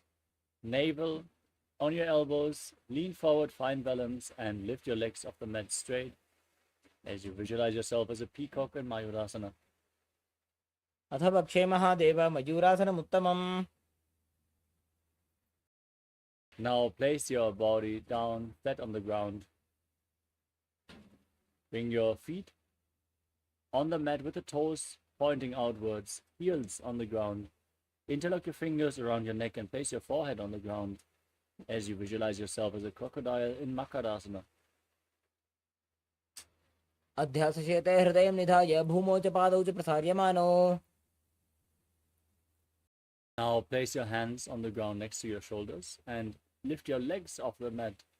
Engage your lower back and glutes as you visualize yourself as a locust in Shalabhasana.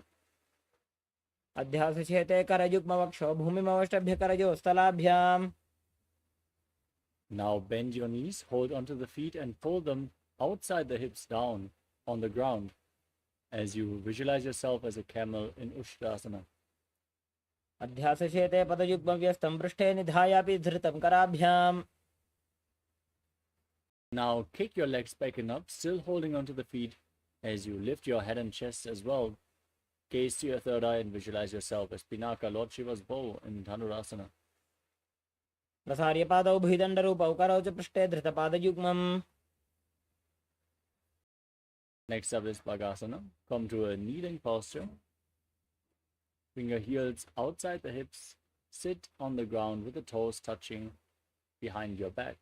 Keep your hands on the knees, gaze to your third eye, visualize Swamiji, and internally chant the new japa Om Nithyananda Paramashivoham.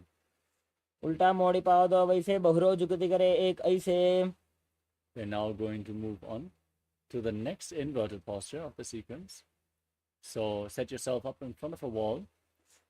Ask a partner to assist you in this asana. As you place your forearms on the ground, elbows shoulder width apart, interlock your fingers, place your head on the mat supported with your hands. As you raise your hips, walk your feet forward, and then lift your legs off the mat. Pull your knees towards your chest in this asana. Squeeze your body into a ball as you gaze to your third eye and visualize Swamiji in Gohya asana. दो हाथ की कहुनी जोजी पुनः कलाई जाने दो ये. Now extend your legs upwards. Keep your body straight in Shirshasana as you gaze to the nose and visualize Swamiji in your inner space. विपरीतं मण्डलं च द्विधैव विदितं हिनः.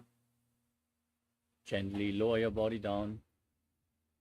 Now come to a seated posture with your legs extended at the front. We are going to enter a sequence of rapid exhalations and intense ab exercise. Get ready to breathe in Bhastrika Kumbhaka. Exhale from your navel, pushing the air out again and again like the bellows of a blacksmith. Don't inhale. Let the air flow back into your lungs naturally.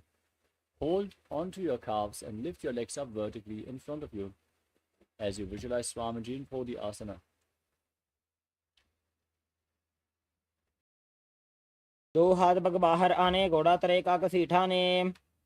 Now bring your hands behind your back. Hold on to opposite shoulders as you keep your legs extended forward and up. Gaze to your third eye.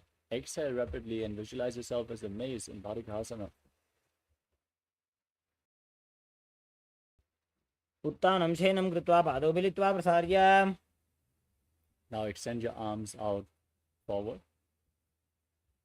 Parallel to the ground, your legs up at a 45-degree angle. Gaze to your third eye, visualize yourself as a boat, and breathe in Bhastrika Kumbhaka and Naukasana. उत्तान शयनं कुर्पराभ्यां भूमिं वष्टभ्यां.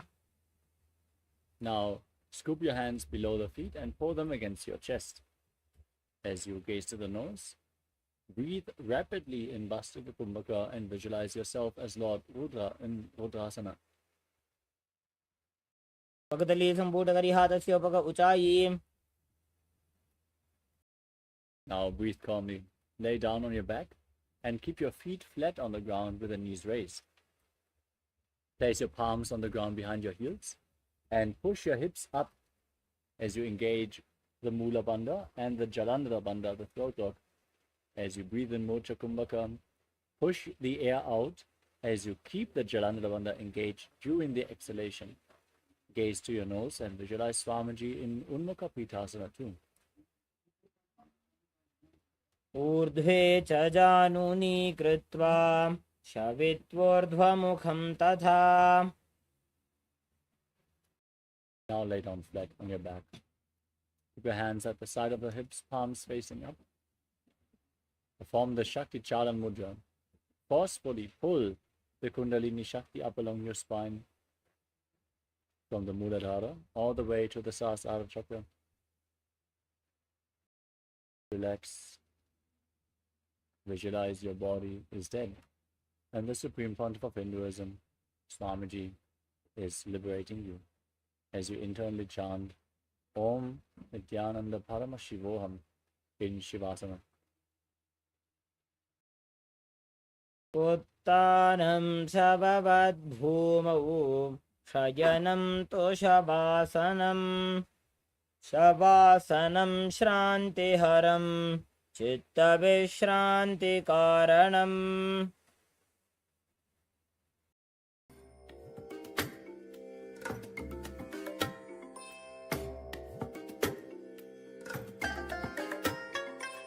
I bless you all. Let you all open all your three eyes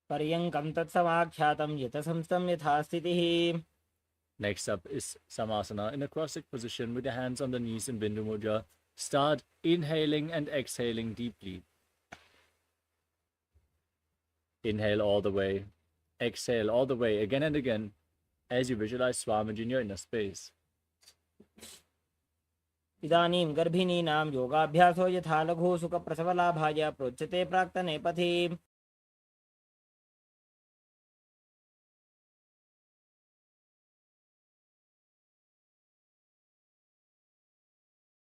Now, bring the left heel against the perineum and place the right foot on top of the left. Keep your hands flat on the knees as you gaze to the nose and visualize yourself as a sage liberated by the Supreme Pontiff of Hinduism in Muktasana. निपीड्य सीविनीं सूक्ष्मां दक्षिणेतरगुल्फतः. Next up is Siddhasana. Maintain the same posture, shift your gaze up towards your third eye and visualize Swamiji in your inner space. स्थानोत्सम्यमितेन्द्रियो चलदृशा पश्यन् भ्रुवोरन्तरं चैतन्मोक्षकपातभेदजनकं सिद्धासनं प्रोच्यते. Next up is Siddhi Asana. Now shift your gaze down to the ground in front of you. Engage all Bandhas, Mahamudra Bandha, and visualize Swamiji in your inner space. वामपादके इडीजानो श्रीवनिमधितासुकोठानो. Now rotate your hands on top of the knees into Bindu Mudra. Gaze up towards your third eye and visualize yourself as Lord Rudra in Rudrasana too. वामचरण परिदक्षिण राखे एकजुगति ऐसे विदिदाखे. Next up is Santadhunasana. Maintain the posture, hands on the knees in Bindu Mudra. Gaze to your nose and embody tranquility and an unshakable nature. आसन की गुण मन की चंचलता मीटे. Next up is Siddhasana too. Now bring your hands in front of your navel, cup one palm over the other in Samputa Mudra, resembling a lotus flower as you visualize Swamiji in your inner space. भुजगाय समासीना सिद्धासनमुदीरितं प्रसार्य भुवि पादौ तु दोर्भ्यामङ्गुष्ठमादरात्. Next up is Bandha Yoni Asana. As you maintain your legs in the same position, set the Sankalpa to manifest through the womb of creation and get ready to enter Shanmukhi Mudra. Now inhale as deep as you can. Hold your breath, hold the lungs full of air, and then close your mouth with your little fingers, your nostrils with your ring fingers, your eyes with your index and middle fingers, and your ears with your thumbs.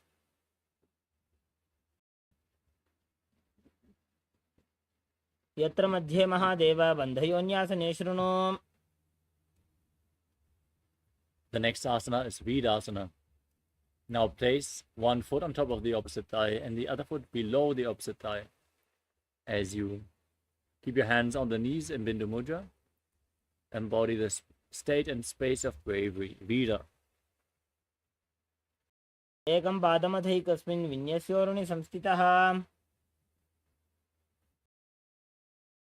Maintain the position, gaze up towards your third eye and visualize Sage Valmiki, the great poet and author of Ramayana. डावा पग की पगथली पुनी एड़ी है जोय. Now keep your hands flat on the knees. Maintain the position. Gaze towards your nose and visualize the Yoni Mandala, the visual representation of Devi Paramashiva Shakti in Joni Mudrasana. वामपाद की पगतली जाहि माहिली core. Now shift your gaze up towards your third eye. Visualize Yoni Mandala in Yoni Asana. योन्यासनं पर्वतेन योगं योगफले नीलम्. Now bring the soles of your feet together in Bhagavān 3. Hold your feet firmly and push your knees down to the mat. As you gaze to your nose, engage Ujjana Bandha and Mula Bandha and visualize yourself as Lord Veerabhadra with 8 arms in Bhagavān 3. गुल्फौ च वृषणस्याधः सीवन्त्याः पार्श्वयोः क्षिपेत्. Next up is Aghodasana. Now keep the left hand on the knee and place your right hand over your mouth. Close your left nostril with the index finger and inhale through the right nostril. Then hold your breath, close both nostrils. Exhale through the left nostril and then inhale through the left, reversing the breathing flow in Abhyantara Kumbhaka. Push your tongue upwards along the nasal tract if you can in Kechari Mudra. Gaze to your third eye and visualize yourself as an Agori in Aghodasana. पूर्वको भिश्रिका जोजी वाही विधि जोगी जैसो जी. Next up is Kanari Pavasana. Now, separate your heels and place your elbows on the heels. Rest your chin on your hands as you gaze to the nose, engage Uddiyana Bandha and Mula Bandha. Perform Rechaka Kumbhaka, exhale all the way as you visualize yourself as a female elephant drinking water. ग्वाली पाव आसन कक्ष्यो है जैसे Yahoo में जाने विधि तैसे.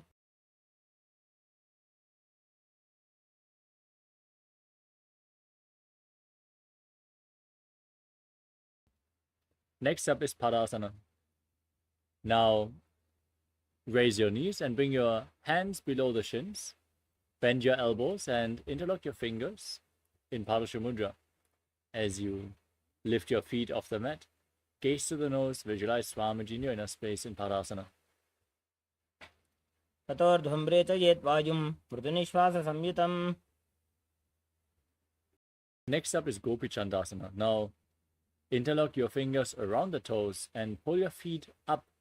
Bring your heels against the chest and the toes towards your chin as you gaze to the nose and embody the state and space of a king. पूर्व विधि पगा का अंगूठा कंठ को पुराशे. Now scoop your hands below your feet and interlock your fingers around the toes. As you lift your feet up against your chest, place your chin on the hands and gaze to the nose as you visualize your body free from any defects in Uddarasana. दोबू पगदली संपुटटाने उभय हस्त करी उरद हिताने. From Uddarasana, raise your feet even higher in front of your face into Vishishtasana as you visualize yourself excelling in everything. दोबू पगदली जोड़ी संपुट करे. The next asana is Bhujasana. Now bring your feet over top of the respective shoulders and bend your elbows to interlock the fingers around your neck as you visualize yourself as a cobra. ग्रीवासनं च विज्ञेयं कक्षासनतः परं ग्रीवासनं च परमं भुजासनमिहोच्यते. Next up is Kalyanasana. Now bend your elbows downwards, still with your legs over top of the shoulders, and interlock your fingers behind your back in Padasha Mudra if you can. Gaze to the tip of the nose and visualize yourself as a beautiful, auspicious goddess in Kalyanasana. दोबू हाथ पगम नीच आने तिनको गोड़ा नीचे ठाने. Next up is Sankatasana. Now stack your knees and sit on the left heel as you keep the left foot underneath your perineum. Place your hands on opposite knees. Gaze in Vaishnavi Mudra without focusing on any external object, any external happening. Just focus on the object within as you visualize yourself as an elegant swan and breathe in Ujjayi Pranayama in Sankatasana. वामपादं चितेर्मूलं सन्न्यस्य धरणीतले पाददण्डेन यां येन वेष्टयेद्वामपादकम्.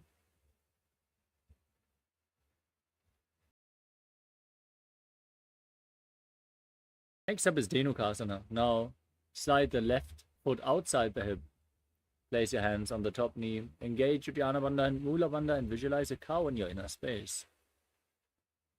अनुषागीनकरपञ्चडं प्रशीलिन्दकल्यम्नि. Next up is Machandravasana. Now bring the right foot onto the left thigh and the left foot onto the right knee. Bring the left arm behind your back twist your spine to hold on opposite thighs with your hands.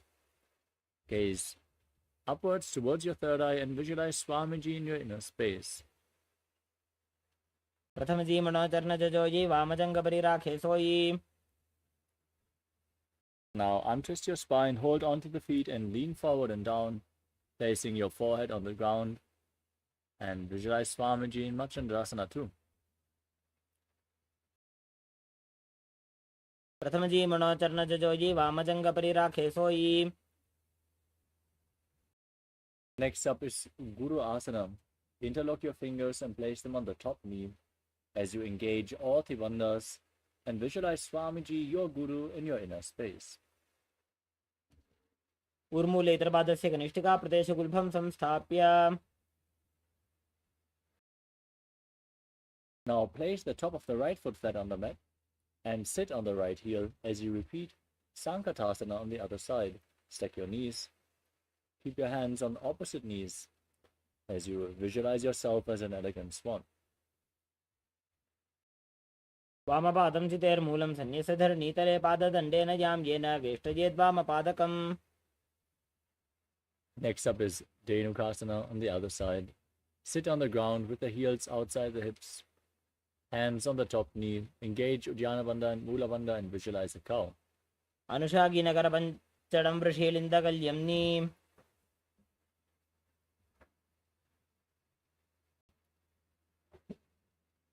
Now place the left foot on the right thigh and the right foot on the left knee.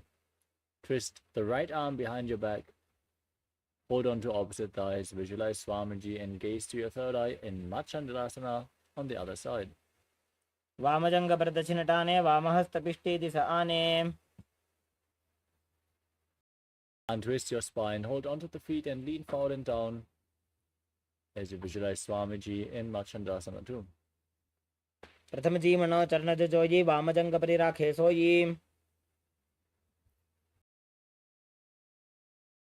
Now rise up, interlock your fingers and place them on the top knee as you engage all Tribandhas and visualize Swamiji, your Guru, in Guru Asana. ऊर्मूलेतरपादस्य कनिष्ठिका प्रदेशगुल्भं संस्थाप्य. The next asana is Pashasana. Place your feet flat and raise your knees up against your chest. Cross your arms and hold on to opposite knees. As you press your tongue up in Kechari Mudra, gaze to your third eye and visualize Swamiji in your inner space in Pashasana. पादतले भूमौ निधाय जानु निवृसि निधाय. Next up is Bodha Shukasana. Hold on to opposite wrists with your hands. Place your chin on the knees. Gaze to the nose as you visualize yourself residing in an abode of bliss. दो पगदली भूपरिधरे कोरमाहिलिये शेखरे.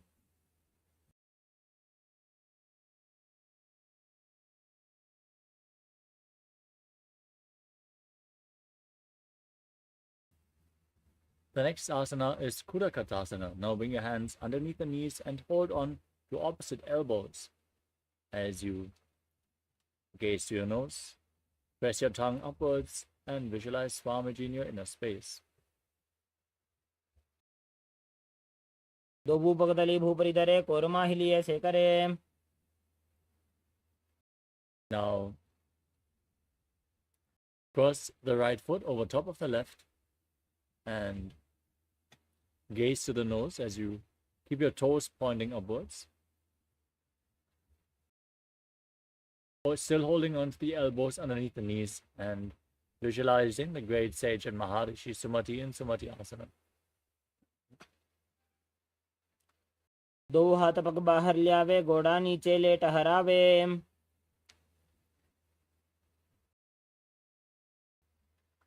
The next asana is Dandasana. Now extend your legs forward. Keep your knees straight. Interlock your fingers and extend your arms up above your head with the wrists pointing outwards. As you gaze to the nose, engage all Trivandhas, Mahamudra Bandha, and visualize Swamiji in Dandasana. इदानीं गर्भिणीनां योगाभ्यासो यथा लघु सुखप्रसवलाभाय प्रोच्यते प्राक्तने पथि. Next up is Arambhasana. Now lean forward and down, hold on to the big toes in Prana Mudra as you bring your head low down to the knees and start performing Nadi Shodhana, inhaling through one nostril and exhaling through the other, alternatingly without the support of your fingers.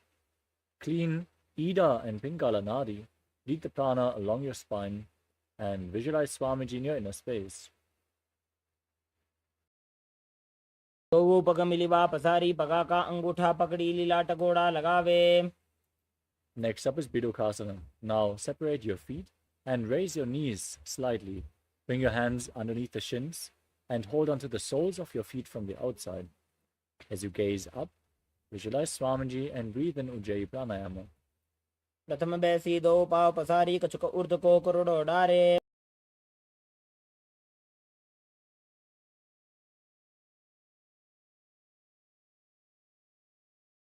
Next up is Jalandhari Bhavasana. Now join the soles of your feet together in front and bring your hands under the shins, elbows on the ground, and the palms facing up in front. As you place your face on the feet, gaze to your nose and visualize Swamiji in your inner space. दो एड़ी मेली के दीजिए हाथ पसारी.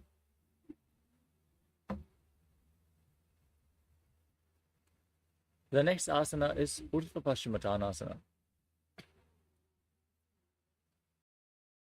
As you sit with your legs extended, bring one leg behind your neck and lean forward and down.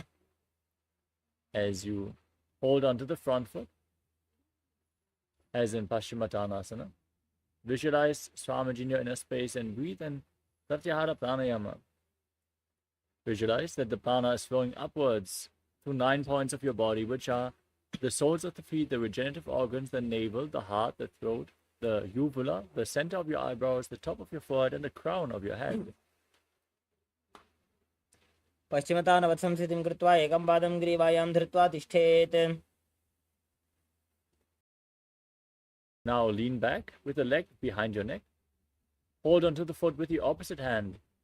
As you straighten the other leg forward, gaze to your nose and visualize your infinite, endless, eternal Ananta in Anantasana. उत्तानशयिनी एकैकं वायि ग्रीवायां विन्यस्य.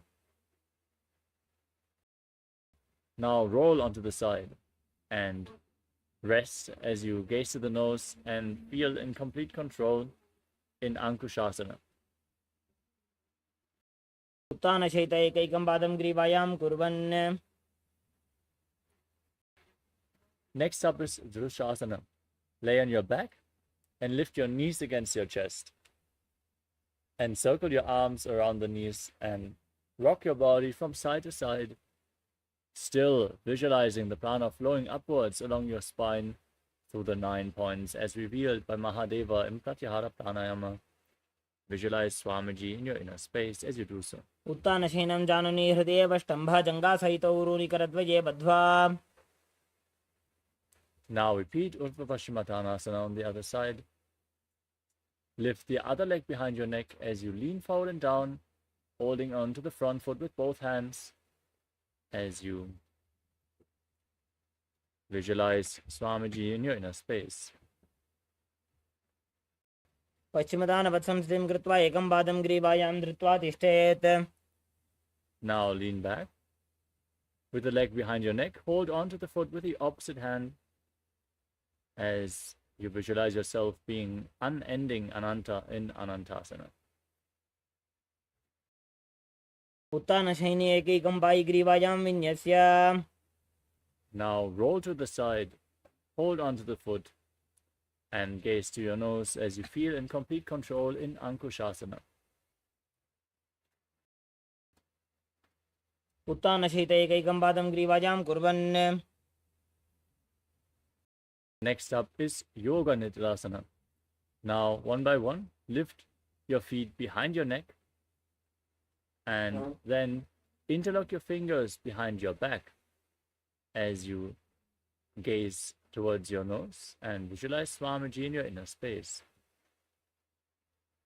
पादाभ्यां वेष्टयेत् कण्ठं हस्ताभ्यां पृष्ठबन्धनम्.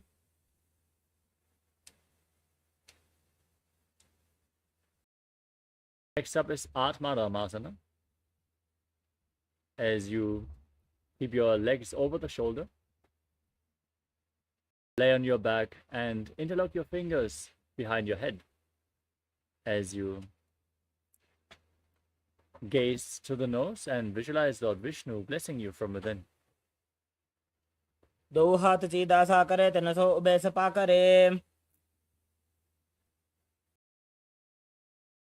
The next asana is Kochikasana.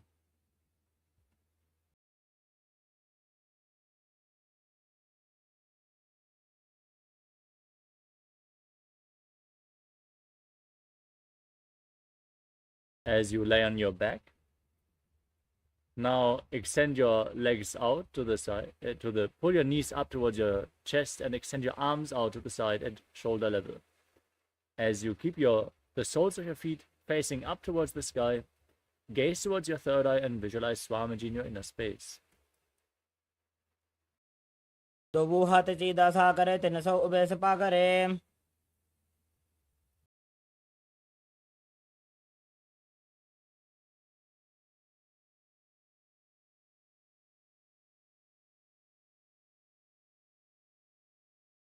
Next up is the Jatara Parivriti. This asana consists of 3 steps. We are going to perform all 3 steps on one side and then repeat them on the other. First, enter the neutral position, extending your arms out to the side and pulling your knees against your chest. Then drop one knee down to the side. Extend the opposite leg straight down. Step 1. Bend both knees to the side. Step 2. And extend your legs to the side. Hold on to the feet and gaze in the opposite direction of your feet. Step 3. Throughout all the asanas, now visualize Swamiji in your inner space. Breathe in Pratyahara Pranayama and perform the Mula Bandha. Now return to the center. Then drop the other knee to the side. Step 1. Bring both knees to the side. Step 2. Extend your leg to the side and gaze away from the feet. Step 3. परिवृत्ते कुक्षि भागे त्रिदाहि परिकीर्तितः बद्धकोणं सुप्तकोणं ऊर्ध्वकोणमथापि च. The next asana is Dvipada Pitam. Now lay flat on your back. Keep your feet flat, your knees raised. As you hold on to your ankles. And push your hips up. Gaze to the nose. Lock your throat and root as you breathe in Mocha Kumbhaka and visualize yourself as sturdy as a bridge. प्रतिक्रियायुतं द्वन्द्वपीठ सर्वबलप्रदं गर्भिणीनां दुर्बलानाम् इति Gargi जगादनु. Next asana is Paryankasana.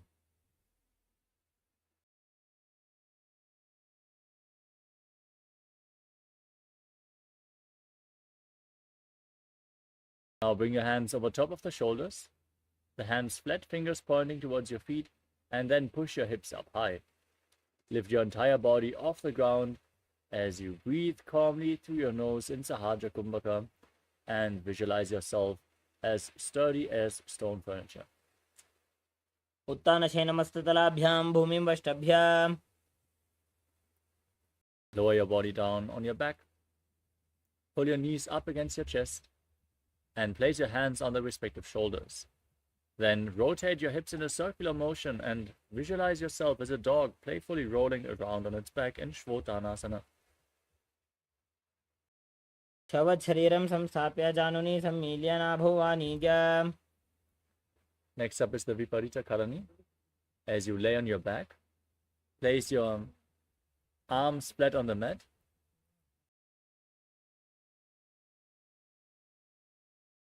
And then lift your legs and hips up, point them up towards the sky as you visualize Swamiji in your inner space. Move your legs in a circular motion and breathe in Mocha Kumbhaka with Jalanarbandha and Mula Bandha engaged in Viparita Karani.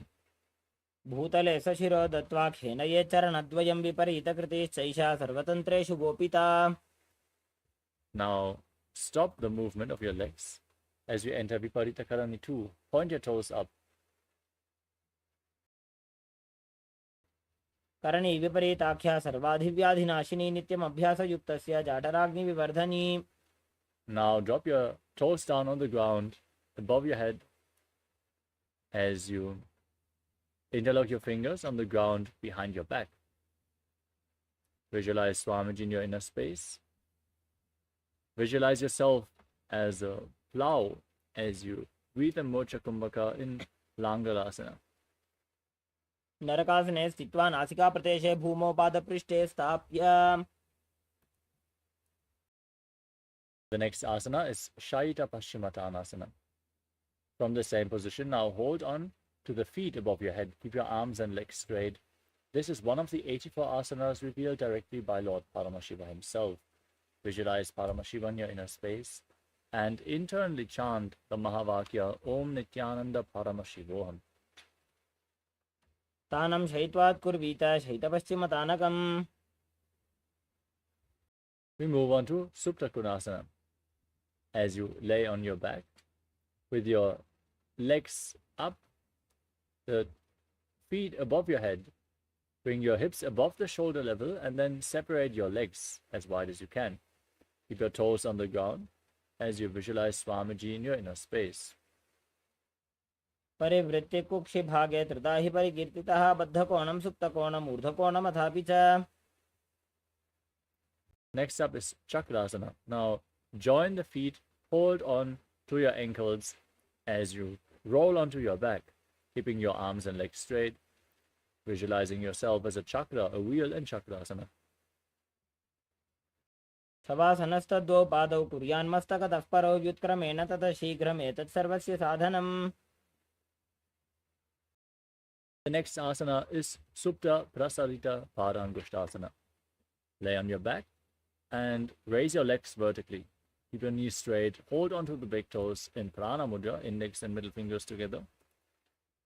As you then separate your knees widely to the side, visualize Swamiji in your inner space and breathe in Ujjayi Pranayama. Make an ocean-like sound with your mouth. उत्तानपादं क्रौञ्चं च मरीचिं वीरभद्रकं नटराजं त्रिकोणं च सुप्ताङ्गुष्ठप्रसारणे.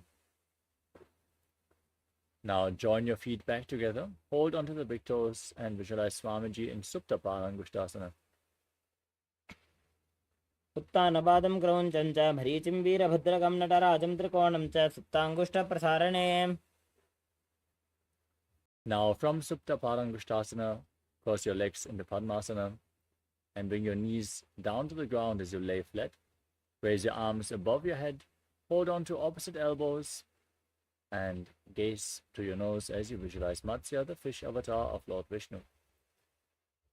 मुक्तपद्मासनं कृत्वा उत्तानशयनं चरेत् कूर्पराभ्यां शिरो वेष्ट्या मत्स्यासनं तु रोगः.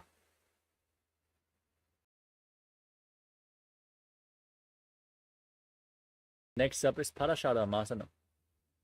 As you lay in Matsyasana, now place the back side of the right hand onto the left palm. Keep your palms facing up above your head as you gaze to your nose and visualize Lord Rama in your inner space. प्रथमकरे पद्मासन आछे सुधो सोवे भूपरिपाछे. Next up is Sarvangasana. Now bring your hands to the lower back and raise your knees and hips off the mat, supporting your body with the elbows on the ground. Gaze to your nose as you visualize Swamiji in your inner space and breathe in Mocha Kumbhaka. अथ क्षेत्र संक्षेपात् सर्वांगासनम् उत्तमम्. Next up is Vrishikasana. Now lay flat on your back and place one foot on top of the opposite thigh. As you pull the opposite knee up towards your chest, extend your arms up above your head, hook your fingers forward, and gaze to your third eye as you engage Jalandravanda and Moolabandha and visualize yourself as a scorpion in Vrishikasana. प्रथमशयन सुधो शीशिकेशिकी सन्धि सुदाखे.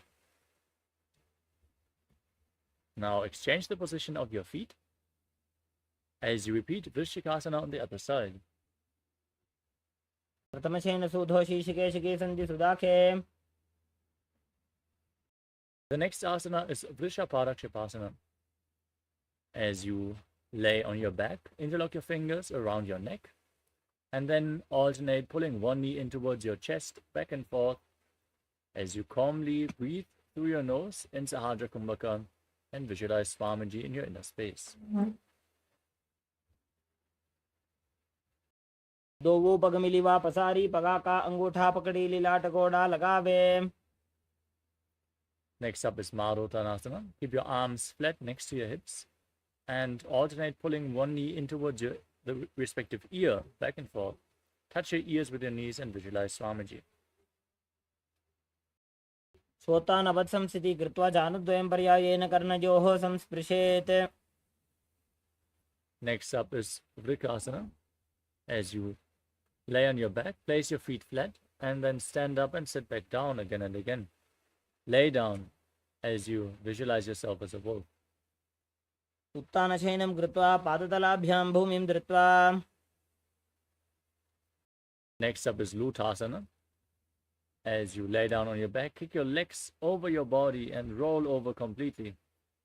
As you visualize Swamiji in your inner space, roll over again and again, finally ending in a prone position on your stomach.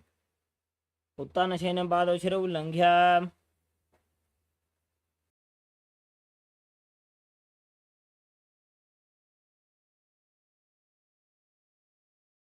Now, as you lay on your stomach, keep your hands next to the shoulders.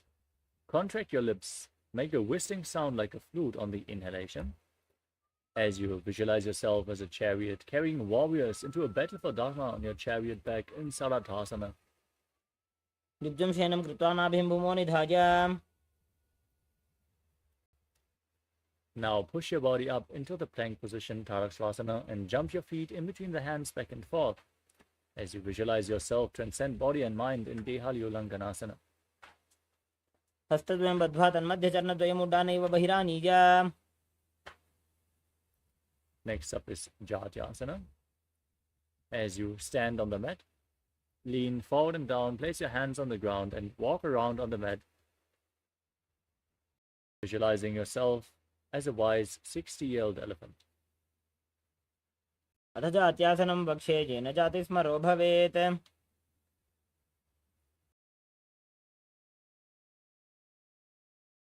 Next up is Lolitika Karana.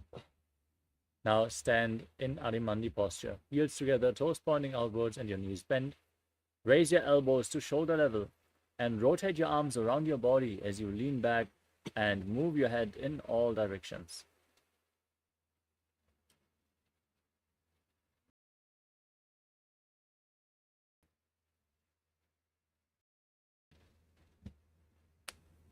Next up is Sarapasana. If you have a rope available, tie your feet and then stand erect on the mat like a rod, keeping your arms close to your body, hands flat on your thighs.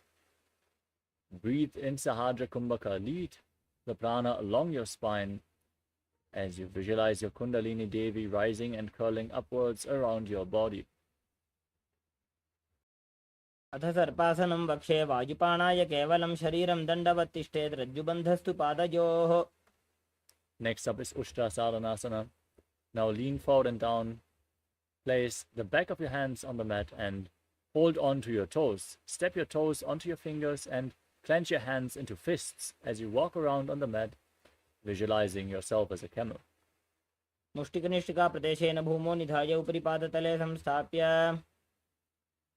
From the same posture, leaning forward and down, hold on to the toes from the side. Walk around on your hands and feet as you visualize yourself as a horse in Ashvasana. मुष्टिकनिष्ठिका प्रदेशेन भूमौ निधाय उपरि पादतले संस्थाप्य.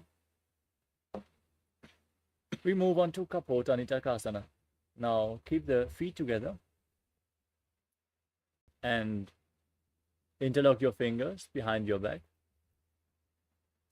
As you tilt back as low as you can and pull your hands down towards your calves, visualize yourself as a soaring bird diving.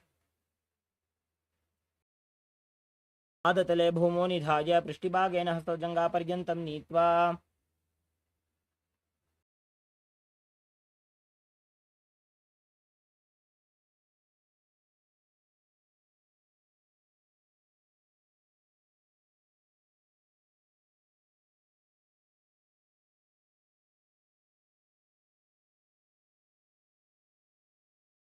Next up is the Tala Pushpaputam Karana. Now stand in Adimandi posture with your hands in Namaskara Mudra in front of your heart center. Now bow down to one side, open up your palms, raise the respective heel on both sides again and again as you visualize yourself holding a bouquet of flowers and offering it to Paramashiva.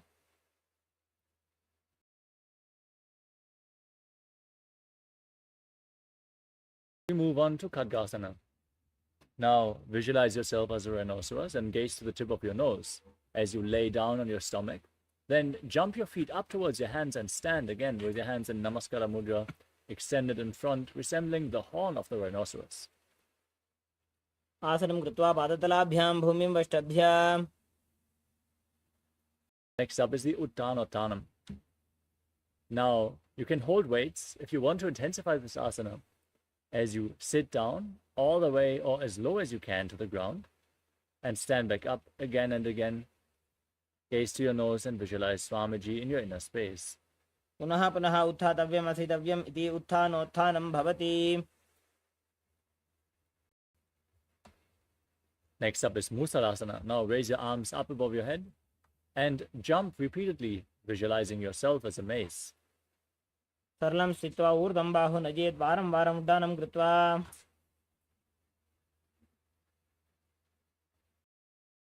Next up is Utshirshakasana. Now pull the sole of one foot against your chest as you sit down and stand back up with the other leg, alternating on both sides again and again as you gaze to your nose and visualize Swamiji in your inner space. एकैकं पादतलं कुक्षौ निधाय.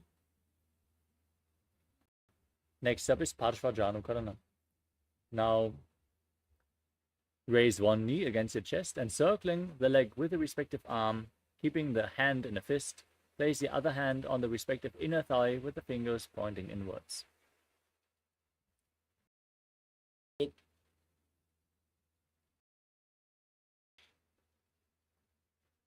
We move on to Tandavasana.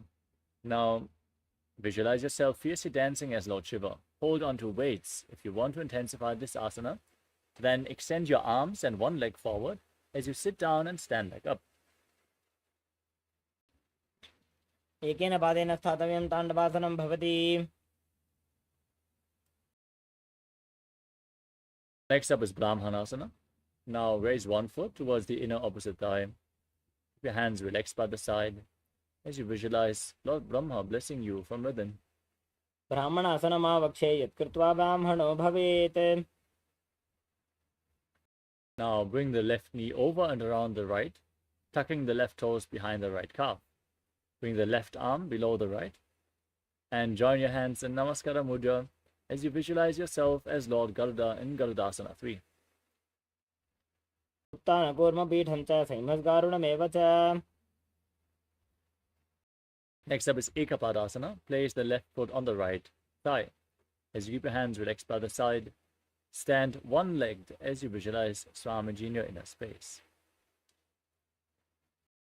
दक्षाङ्घ्रिं वामपादस्य जङ्घोपरि निधाय च.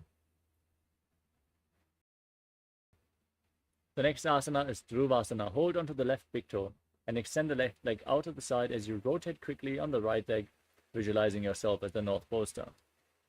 एकेन हस्तेन दण्डरूपस्य एकस्य पादस्य अग्रं धृत्वा.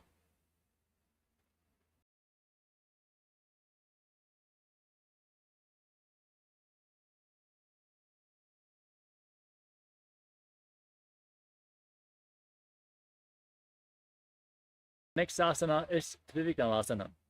Now lift one leg behind your neck and stand tall on the mat.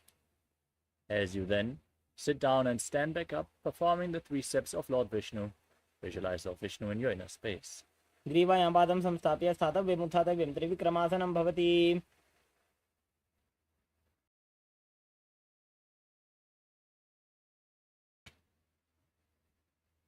Next up is Parshvajanukarana. Now stand with one knee raised towards your chest and circle the leg with your hand in a fist and keep the other hand on the respective thigh.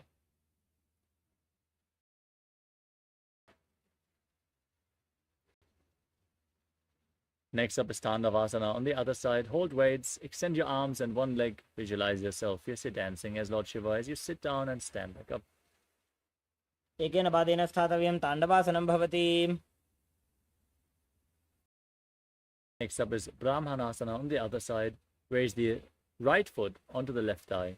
Keep your hands at the side and visualize Lord Brahma blessing you from within. ब्राह्मणासनमावक्षे यत्कृत्वा ब्राह्मणो भवेत्. Now bring the right foot over and around the left knee. Tuck the right toes behind the left calf as you bring the right arm below the left. And join your hands in Namaskara Mudra, visualizing yourself as Lord Garuda. उत्तानकूर्मपीठं च सिंहस्गारुडमेव च. Now repeat Ekapadasana. Place the right foot onto the left thigh. Keep your hands relaxed at the side as you visualize Swamiji in your inner space. दक्षाङ्घ्रिं वामपादस्य जङ्घोपरि निधाय च.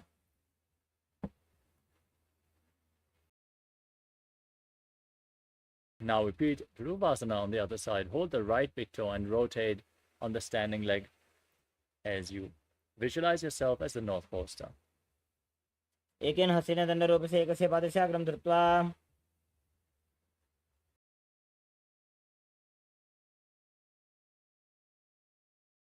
Next up is Trivikramasana on the other side. Lift the other leg behind your neck, stand tall, then sit down and stand back up. Perform 3 steps of Lord Vishnu as you visualize Lord Vishnu. ग्रीवायां पादं संस्थाप्य स्थातव्यम् उत्थातव्यं त्रिविक्रमासनं भवति.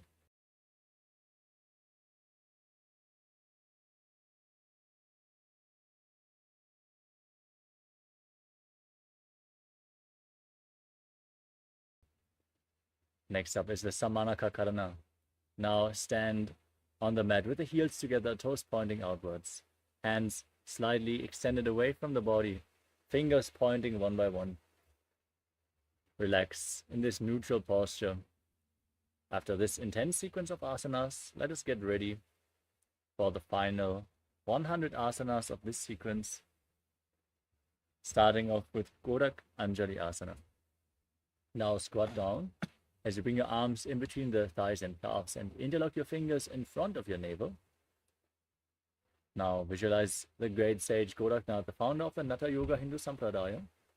Breathe in Jivachara Kumbhaka. Inhale deeply, hold your breath, and move the prana freely along with your mind as you internally chant the Mahavakya Om Nithyananda Paramashivoham.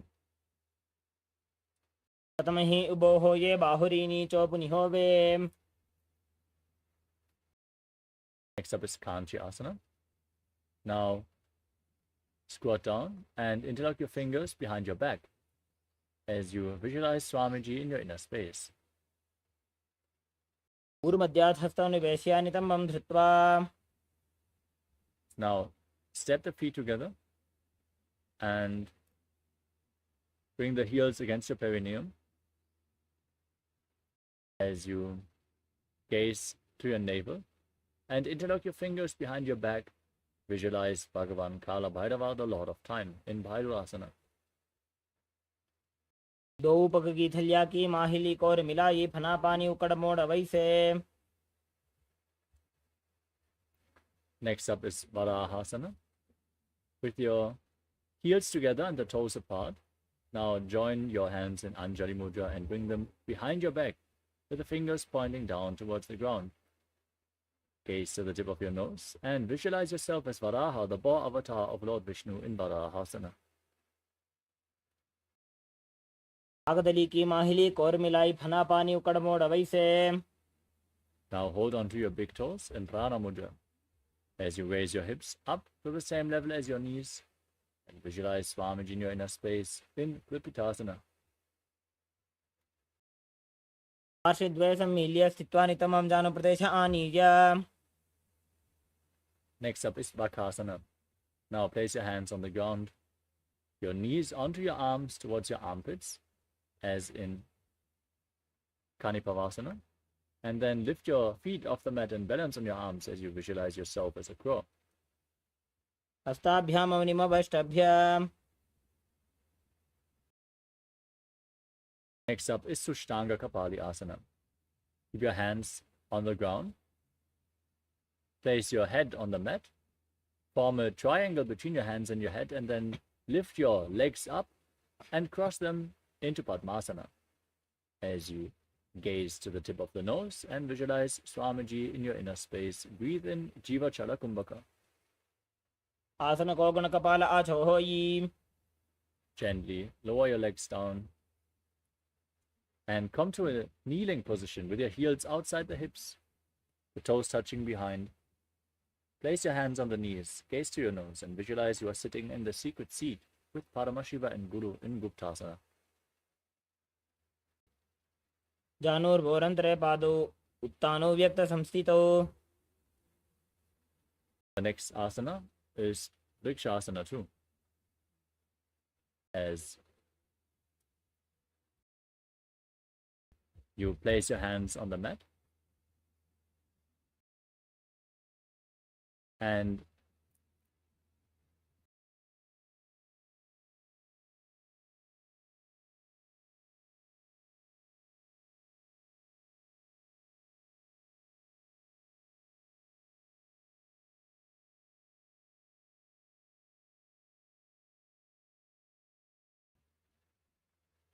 now place your hands on the ground and jump your legs up into a handstand. As you visualize yourself as a tree with deep roots growing into the ground. This asana should be performed by everyone to purify the 7 chakras. You can lean against the wall or ask a partner to aid you in the performance of this asana. Sapta Chakrakshalanaya Vrikshasana Visheshakan. Now, keep your hands and feet closer together and gaze up towards your third eye as you visualize Tejas energy flowing towards your third eye in Shibu Asana. Do Wupaka Jodi Mahi Gulthamilaye.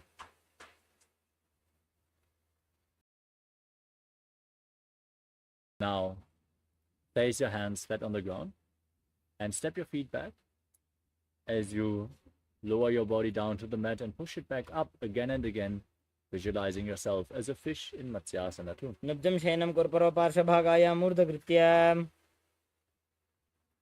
Now lay flat on your stomach, keep your hands on your hips and lift your head and chest from left to right as you visualize and move your body like a snake in Sarvapasana too. Nibjam Shenam Kritva Hastonitamam Nidhaya. Next up is Nidhalambanasana. Now place your elbows on the ground in front of you and rest your chin on your hands with the toes pointing back. Feel self-supported and completely independent. Karabhyam Pankajam Kritva Tishtet Kurparaya Sudhihi.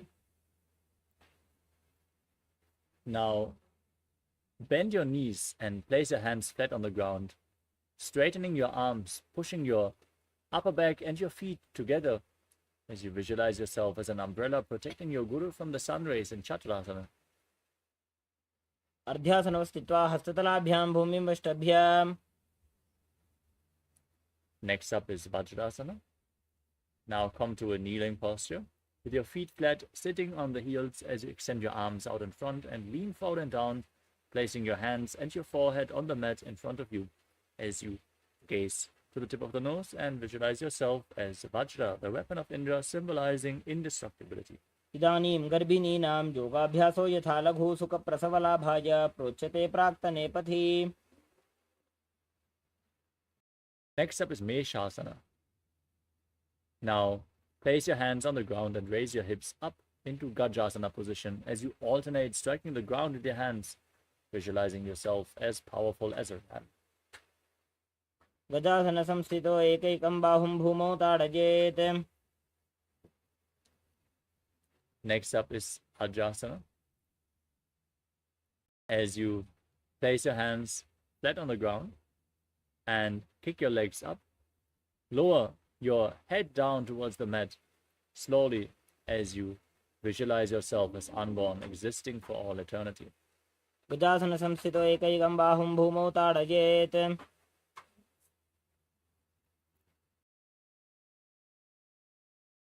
Next up is Tanantarasana. Now sit in a kneeling posture and pull your feet, your toes in towards your perineum.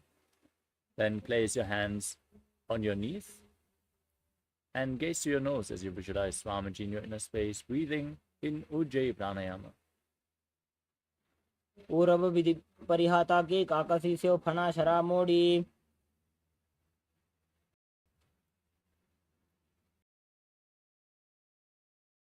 Next up is the Angamottanam. Now interlock your fingers and extend your arms out in front, moving your arms up, down, left, right, in all directions, giving massage to various different joints and muscles of your body. Then interlock your fingers behind your back, repeat the movement, visualize Swamiji and breathe in Ujjayi Pranayama. हस्तयोः अंगुलीर्बद्ध्वा हस्तयोर् मध्यात् सर्वमङ्गं निष्कासयित्वा. Next up is Garudasana form. Now sit with the toes pointing outwards, the thighs and calves on the ground as you put your hands on the knees and visualize yourself as Lord Garuda flying Lord Vishnu and Lakshmi on his back in Garudasana form. जङ्घोरुभ्यां बीड्य स्थिरकायो द्विजानुना.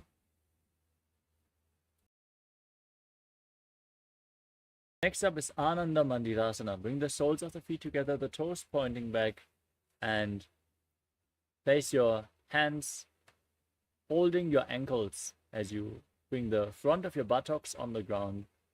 Gaze up towards your third eye and visualize yourself residing in the blissful space of a temple. अथ वक्षे वीरनाथ आनन्दमन्दिरासनम्. Next up is Mandukasana 2. Now cross your feet as you sit on your heels. Keep your knees separated and place your hands underneath your knees.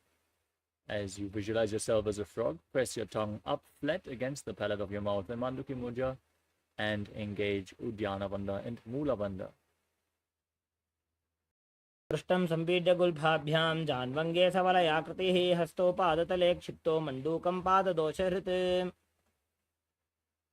Next up is Narasimhasana. Now tuck your toes and sit on raised heels with your knees separated on the ground.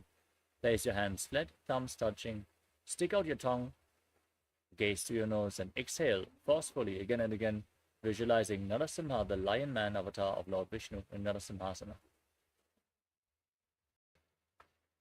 दो फणा पानी होए वैसे AD Mailer गुदा निवैसे. Now sit on raised heels with the knees on the ground.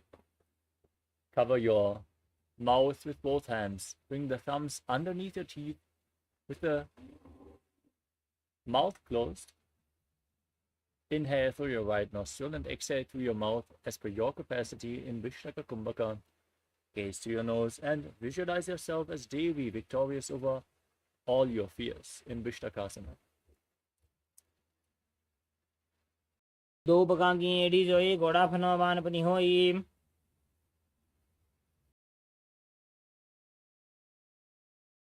The next asana is Makarasana. Now bring the soles of your feet together. The top of the feet flat on the ground, toes pointing back. Sit on your heels and raise your elbows. Bend them to bring your fingers towards your armpits. Imitate as if you are a monkey stretching itself as you gaze to your third eye and visualize yourself as a playful monkey in Makarasana. दो वो पगदली संपुट आने तिनकी पिष्टि भूमि पर इठाने. Next up is Vajrasangarasana. Now tuck your toes, bring the soles of the feet together and raise your knees off the ground.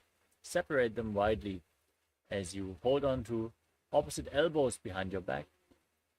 Gaze to your nose as you embody diamond-like strength for you and your Sangha, your spiritual community. प्रथम बना पानी होए वैसे AD दो गुदा निवैसे. Next up is Kanjanasana. Now cross your feet and sit on your heels as you place your hands flat on the ground next to your body. Gaze to your nose, engage Uddiyana Bandha and Mula Bandha and visualize perfect health beyond any and all physical or mental ailments. अंजनासनमावक्षे यत् कृत्वा सुस्थिरो भवेत्.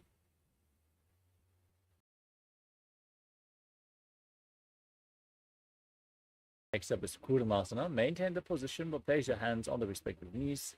And make your upper body and neck stiff like the shell of a turtle as you visualize yourself as a turtle living for centuries. Gaze to your nose in Kurmasana. गुल्भौ च वृषणस्याधो विक्रमेण समाहितो रजकाय शिरो ग्रीवं कूर्मासनमितीरितम्.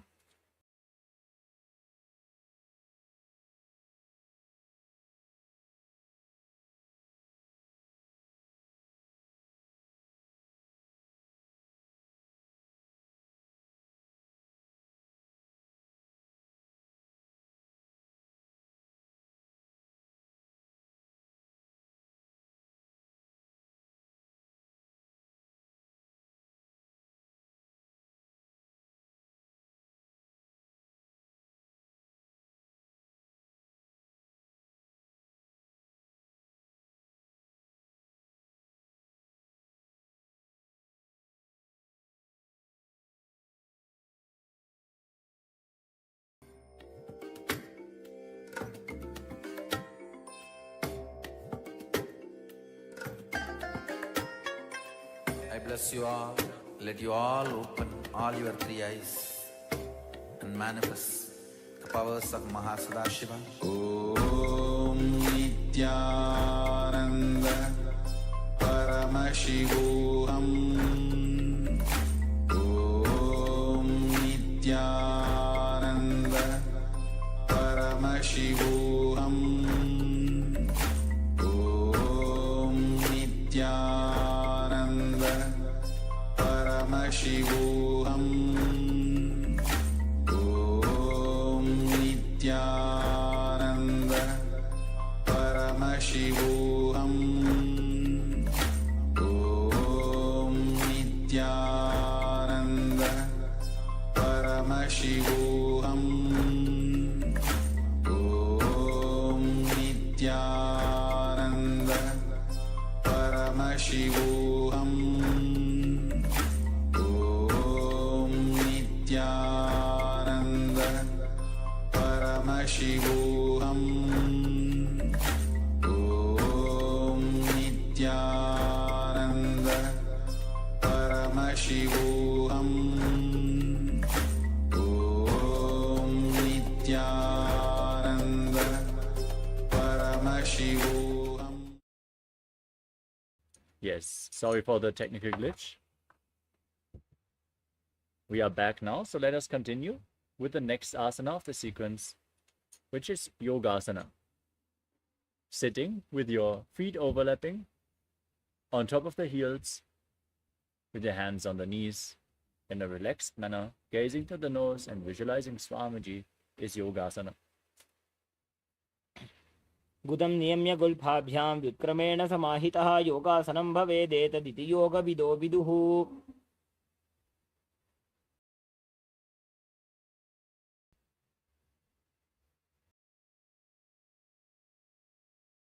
Next up is Vijogasana. As you stand on your knees and cross your feet behind, hold on to your calves with your fingers inside and the thumbs outside. Gaze up towards your third eye as you visualize a space of eternal oneness Advaita with your Guru. गोड़ा वामो बोहोई गोड़ा आड़ा राखे दोई.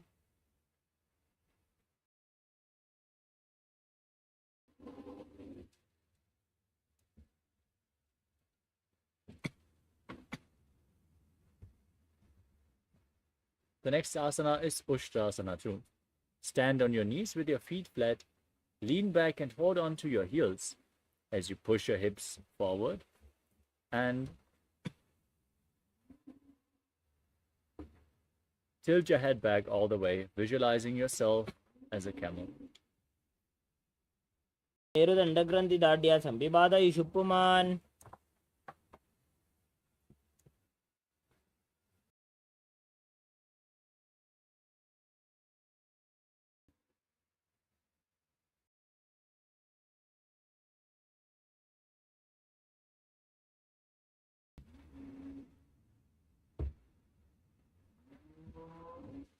The next asana is Jatyasana too. From the same position, now hold onto the feet and lean back place your elbows and then the back of your head on the ground. Gaze to your nose and visualize yourself as a lotus blooming.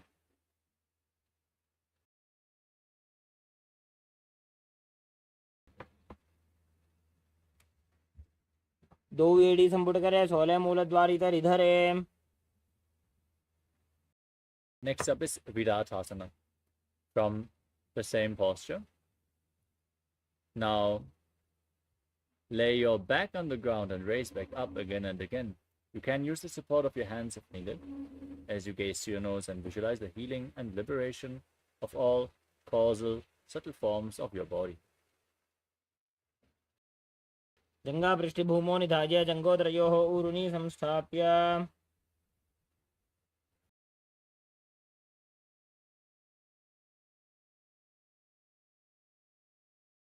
Next up is Kapotasana. As you lean back, bring your arms over your shoulders and hold onto the soles of your feet as you bring your head in between your feet, as you visualize yourself as a beautiful dove. मेरुदंड ग्रंथि दाढ्य संपिपादय शुप्पमान.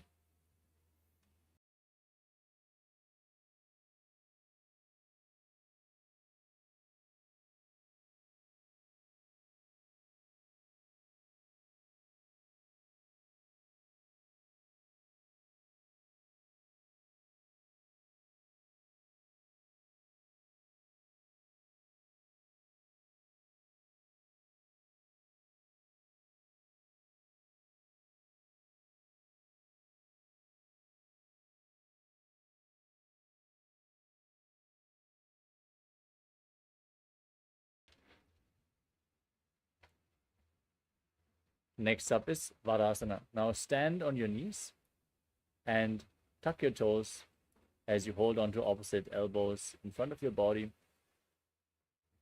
Gaze to your nose and visualize Paramashiva in your inner space, as this is the boon-fulfilling posture. Receive your boon from Paramashiva. Internally chant the Mahavakya, Om Nithyananda Paramashivoham. जानुनी भूमौ संस्थाप्य हस्ताभ्यां बाहु परस्परं धृत्वा.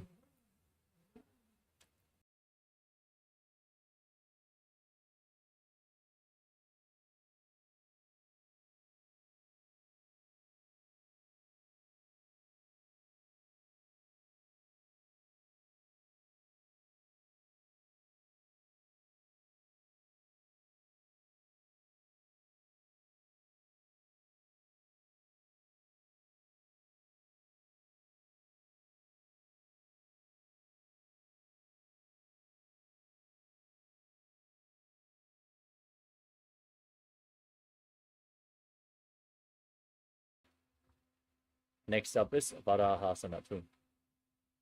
As you sit down on raised heels, lean forward and down, place your forearms on the mat and rest your head on your hands.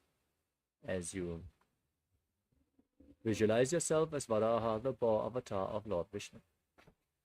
सूर्यं चन्द्रं भेदनानि आसनानि निकथ्यते.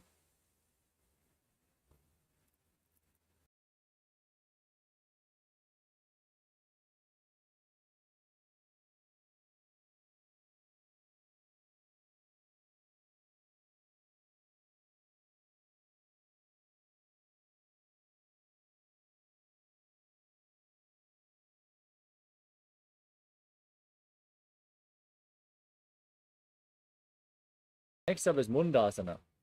Now, place your forearms on the ground, elbows shoulder width apart, interlock your fingers, and then raise your legs up straight as you gaze to your nose and visualize yourself as a log tree. अधो मुण्डासनं वक्षे सर्वेषां प्राणिनां सुखम्.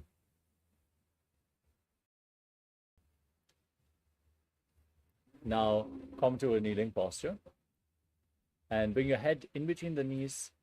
Hold onto your head, elbows outside the knees as you inhale through your nose and exhale through your mouth in this asana. Breathe in Sahajra Kumbhaka, gaze to your nose and visualize Swamiji in Andhasana. अधो मुण्डासनं वक्ष्ये सर्वेषां प्राणिनां सुखम्.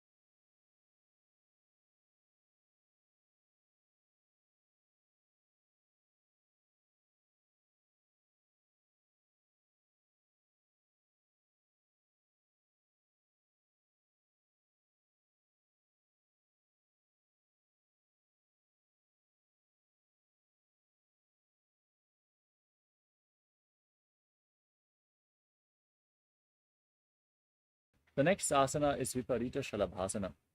Now lay down on your stomach and extend your arms up above your head. Hold on to weights if you want to intensify this asana. As you then lift your legs and your arms off the ground, visualizing yourself as a locust. शलभासनभेदाश्च नटभेरुण्डनामके गण्डभेरुण्डसहिते शीर्षदण्डासनं तथा. Next up is Kapalasana. Now keep your hands next to your hips, place your forehead on the ground, and then raise your legs off the mat, visualizing yourself as a skull, representing the mind with purified thoughts and the strong will to attain enlightenment. कपालं भूमौ निधाय ऊर्ध्वं पादौ नयेत्.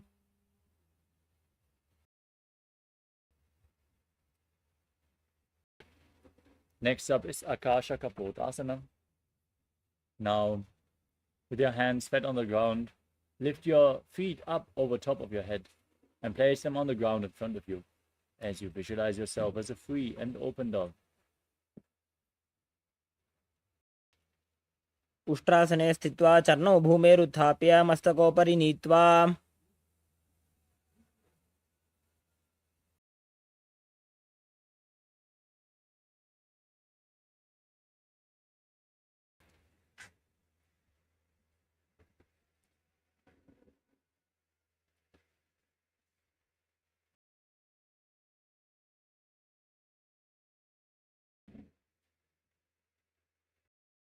Next up is Chatakasana. From a kneeling position, now place your forearms on the ground in front of you. Bring your navel onto your knees and be sturdy as you visualize yourself as a sparrow in Chatakasana. कूर्परपर्यन्तौ हस्तौ धरामोष्टभ्य. Next up is Vrishikasana too. Now with your forearms on the ground, kick your legs up and bring your feet over top of your body. Try to touch the back of your head with your feet as you visualize yourself as a scorpion. विच्छेव पुच्छप्रतिमाङ्घ्रिपार्श्वे धृत्वा स्वशीर्षे चिबुकं विधार्य कौ.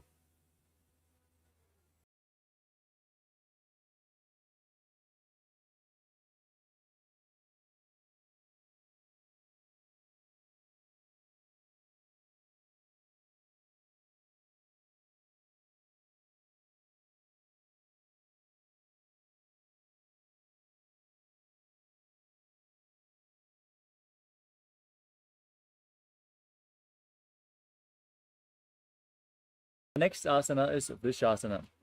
Now place your perineum onto the right heel as you keep the left foot outside your hip with the toes pointing to the side. Keep your hands in front of the knees and visualize yourself as a bull as you breathe in Antaranga Kumbhaka. Inhale forcefully, hold your breath for a short while, and then exhale slowly again through the nose. याम्युगुल्फे पादमूले वामभागे पदेतरं विपरीतं स्पृशेत् भूमिं वृषासनमिदं भवेत्.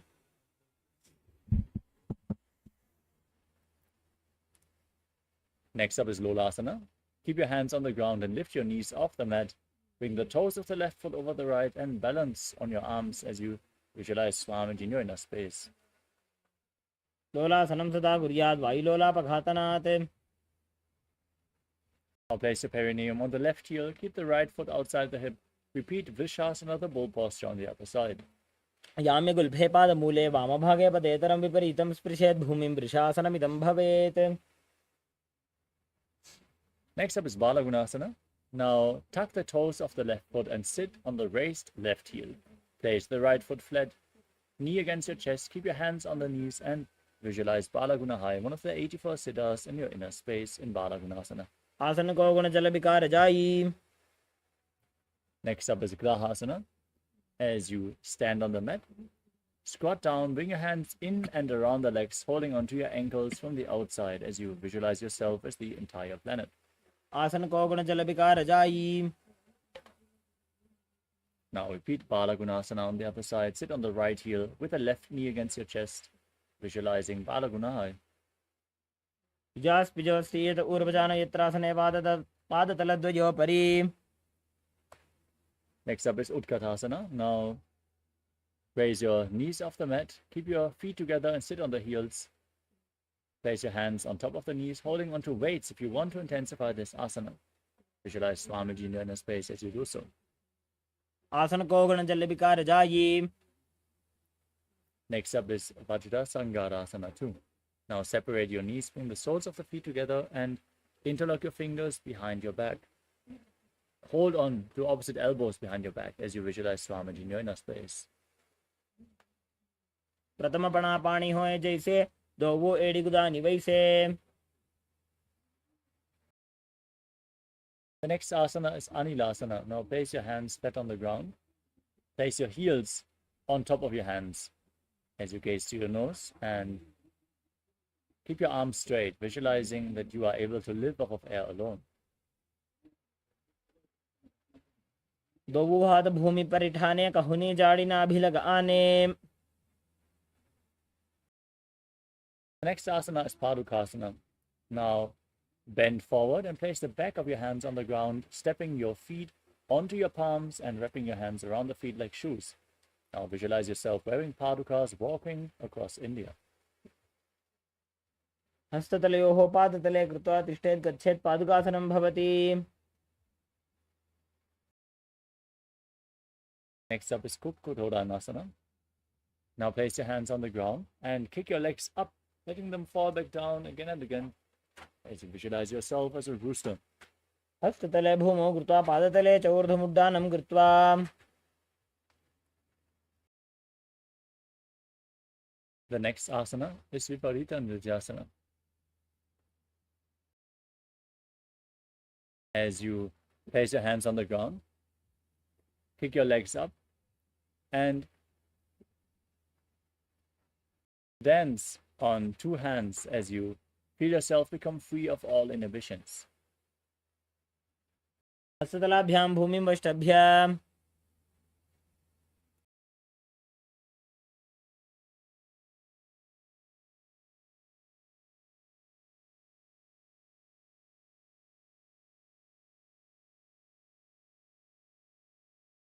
Next up is Kunjarasana. Now separate your feet, lean forward and down and place a hand on the mat. Hold your head with the other hand.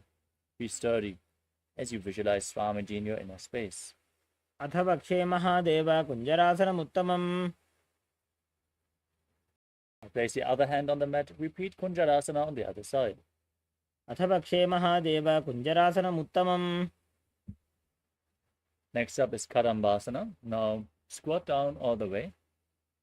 Sit with your heels close to your body. Hold onto your ankles and lift your feet off the ground.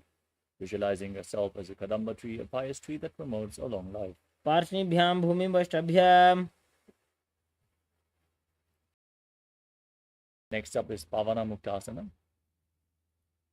As you sit with your feet flat on the ground, pull your knees against your chest with opposite hands and breathe calmly through your nose as you visualize any excess vata being released from or balanced within your system. द्वयोः सुपादयोः पाणिं लात्वा स्वस्वनितं भगे. The next asana is Chakodasana. Now, lift your leg behind your neck and Extend the opposite leg forward as you place your hands on the ground and lift your entire body off the mat. Gaze to your third eye and visualize yourself as a powerful source of energy. पूर्वतानं चतुष्पादपीठं वज्रासनं तथा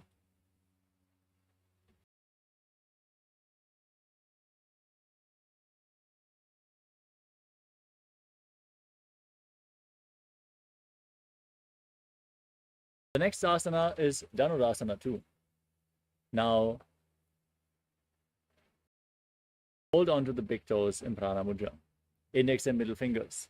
Keep one leg straight and pull the other foot towards your ear as if you're pulling a bowstring back as you visualize yourself as a bow. पादाङ्गुष्ठौ तु पाणिभ्यां गृहीत्वा श्रवणावधि. Next up is Ashtavakrasana. Now bring one leg over the respective shoulder and hook the other foot over top.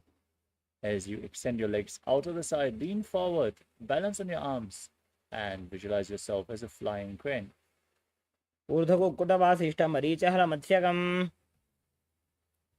Next up is Pranasana. As you place one foot on top of the opposite thigh, place the other foot flat, raise the knee, and bring your respective shoulder underneath the knee. Gaze up and visualize that you are immortal and able to exist solely from prana.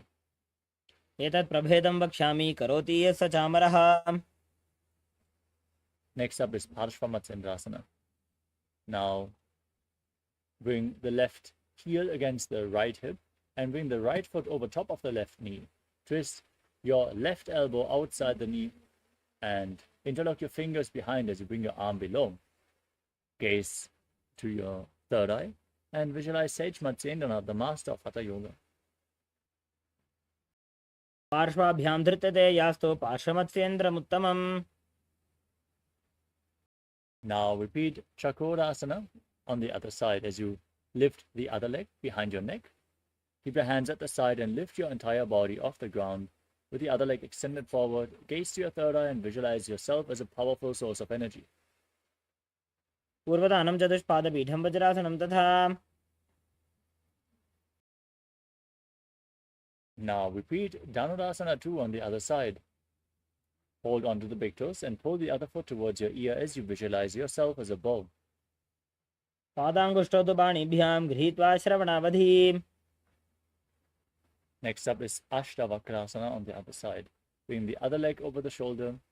As you extend both your legs out to the side, lean forward and visualize yourself as a flying crane.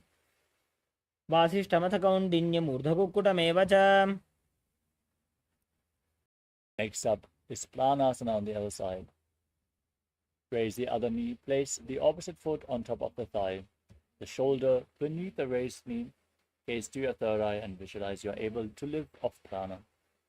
एतत् प्रभेदं वक्ष्यामि करोति यः स चामरः. Next up is Parshvamatsendrasana on the other side. Bring the right foot outside the left hip, left foot over top of the knee and twist your body around.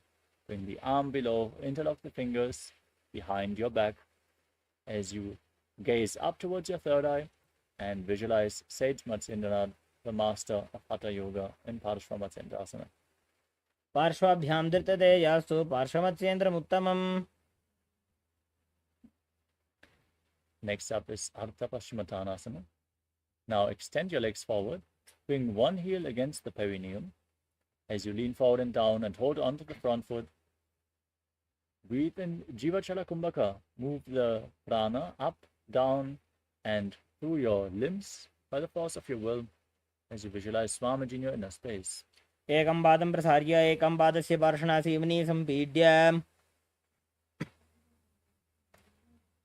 Next up is Kraunchasana. Now bring the right foot outside the hip and hold onto the left, lifting it up in front of your face, keeping the knee straight as you visualize yourself as a crane. उत्तानपादं क्रौञ्चं च मरीचिं वीरभद्रकं नटराजं त्रिकोणं च सुप्ताङ्गुष्ठप्रसारणे. Now repeat Ardha Paschimottanasana on the other side. Bring the other heel against the groin, lean forward and down, visualize Swamiji. एकं पादं प्रसार्य एकं पादस्य पार्श्वनासीवनी सम्पीड्य. Next up is Crown Shasana on the other side. Bring the left foot outside the hip, hold onto the right foot and lift it up in front of your face as you visualize yourself as a crane. उत्तानपादं क्रौञ्चं च मरीचिं वीरभद्रकम्.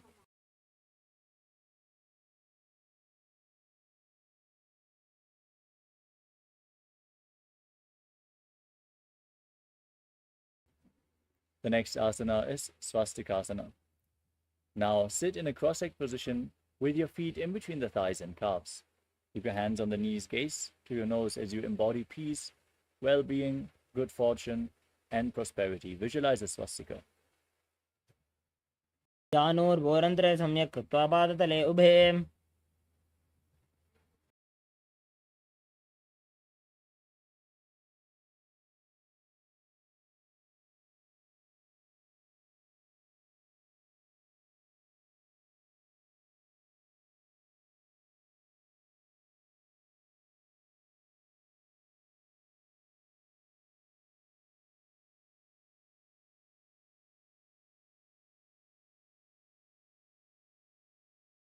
The next asana is Gorakshasana. Now maintain the same sitting posture and cover your heels with your hands.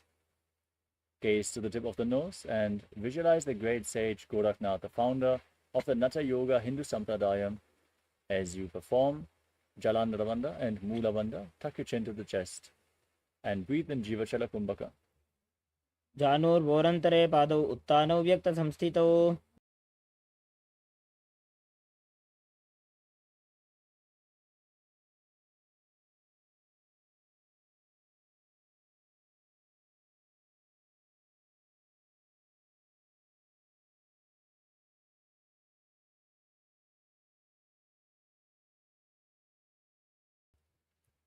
The next asana is Bhagasana 2. Now bring the left heel against the perineum and the right foot on top of the left thigh. Keep your gaze fixed on the third eye. Visualize Swamiji. Meditate on Arihanta, the enlightened one, the Lord, as you close your lips with your little fingers, your nostrils with the ring fingers, your eyes with middle and index fingers, and your ears with your thumbs in Shanmukhi Mudra. वामपार्श्वौ उदं संस्थाप्य दक्षाङ्घ्रिवामजगने. Next up is Yogasana 2. Now place your feet onto opposite knees and then keep your hands at the side of your body with the palms facing up. Gaze to the tip of the nose as you visualize Swamiji in your inner space. उत्तानौ चरणौ कृत्वा संस्थाप्योपरि जानुनोः.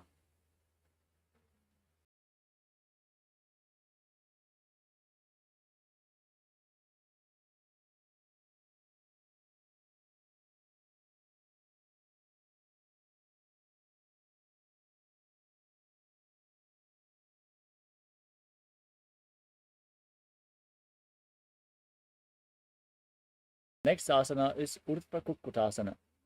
From Padmasana, bring your hands flat on the ground next to your body and lift your body off the mat as you visualize yourself as a rooster, balance on your arms. वासिष्ठमथ कौण्डिन्यम् ऊर्ध्वकुक्कुटमेव च. Next up is Siddha Haratali Asana. Now bring your hands in between the legs, palms flat on the ground. As you stay seated on the mat, don't lift your body up. Gaze at the nose and visualize Swamiji in your inner space as you breathe in Kaka Chanchu Kumbhaka. Roll up your tongue, stick it out, and inhale through the rolled up tongue. Exhale through your nose. प्रथमपदमासन को करे हस्तदो भूगोडासन दिदरे. Now push your hands into the mat, lift your body off the ground in Hamsasana as you gaze to your nose and visualize yourself as an elegant swan. Kukkutasana स्थित्वा स्कन्दपर्यन्तं ऊरोनि नीत्वा. Next up is Karmukasana. From Padmasana, bring your hands in between your legs. Lift your hips up and place your forehead on the ground as you push your arms through the legs and interlock your fingers behind your body. Place your interlocked fingers on the ground behind you as you visualize yourself as Pinaka, Lord Shiva's bow.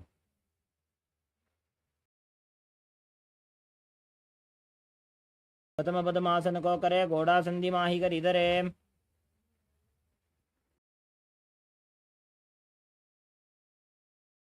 Next up is Kurmasana 2. In Padmasana, bring your hands in between the legs. Bend your elbows upwards so you can hold onto your respective shoulders with your hands. Visualize that you are a turtle with a stable body and mind to live for centuries in Kurmasana 2. By जंग प्रदक्षिण पावा दाई जंग परिबाई ल्यावा. Next up is Granthi Bedasana. Now tuck your chin to the chest and gaze to the nose from the same posture as you rejoice knowing you're sitting in Shiva's secret knot posture. अथ वक्षे नीलकण्ठ ग्रन्थिभेदासनं शुभं ज्ञात्वा रुद्रो भवे क्षिप्रं सूक्ष्मवायुनिषेवनात्. Now roll onto your back. Keep holding onto your shoulders in this posture as you gaze to your nose and embody a turtle laying on its back in Uttana Kurmasana. कुक्कुटासनबन्धस्थं कराभ्यां धृतकन्धरं पीठं कूर्मवदुत्तानमेतदुत्तानकूर्मकम्. Now rock yourself back up into Padmasana. Bring your hands in between the legs. Place one palm on the ground and hold the wrist of that hand. As you lift your body off the mat, visualize yourself as a rooster in Pangu Kukkutasana. कुक्कुटासनस्थित्वा एकेन हस्तेन अन्यसमनिबन्धं धृत्वा.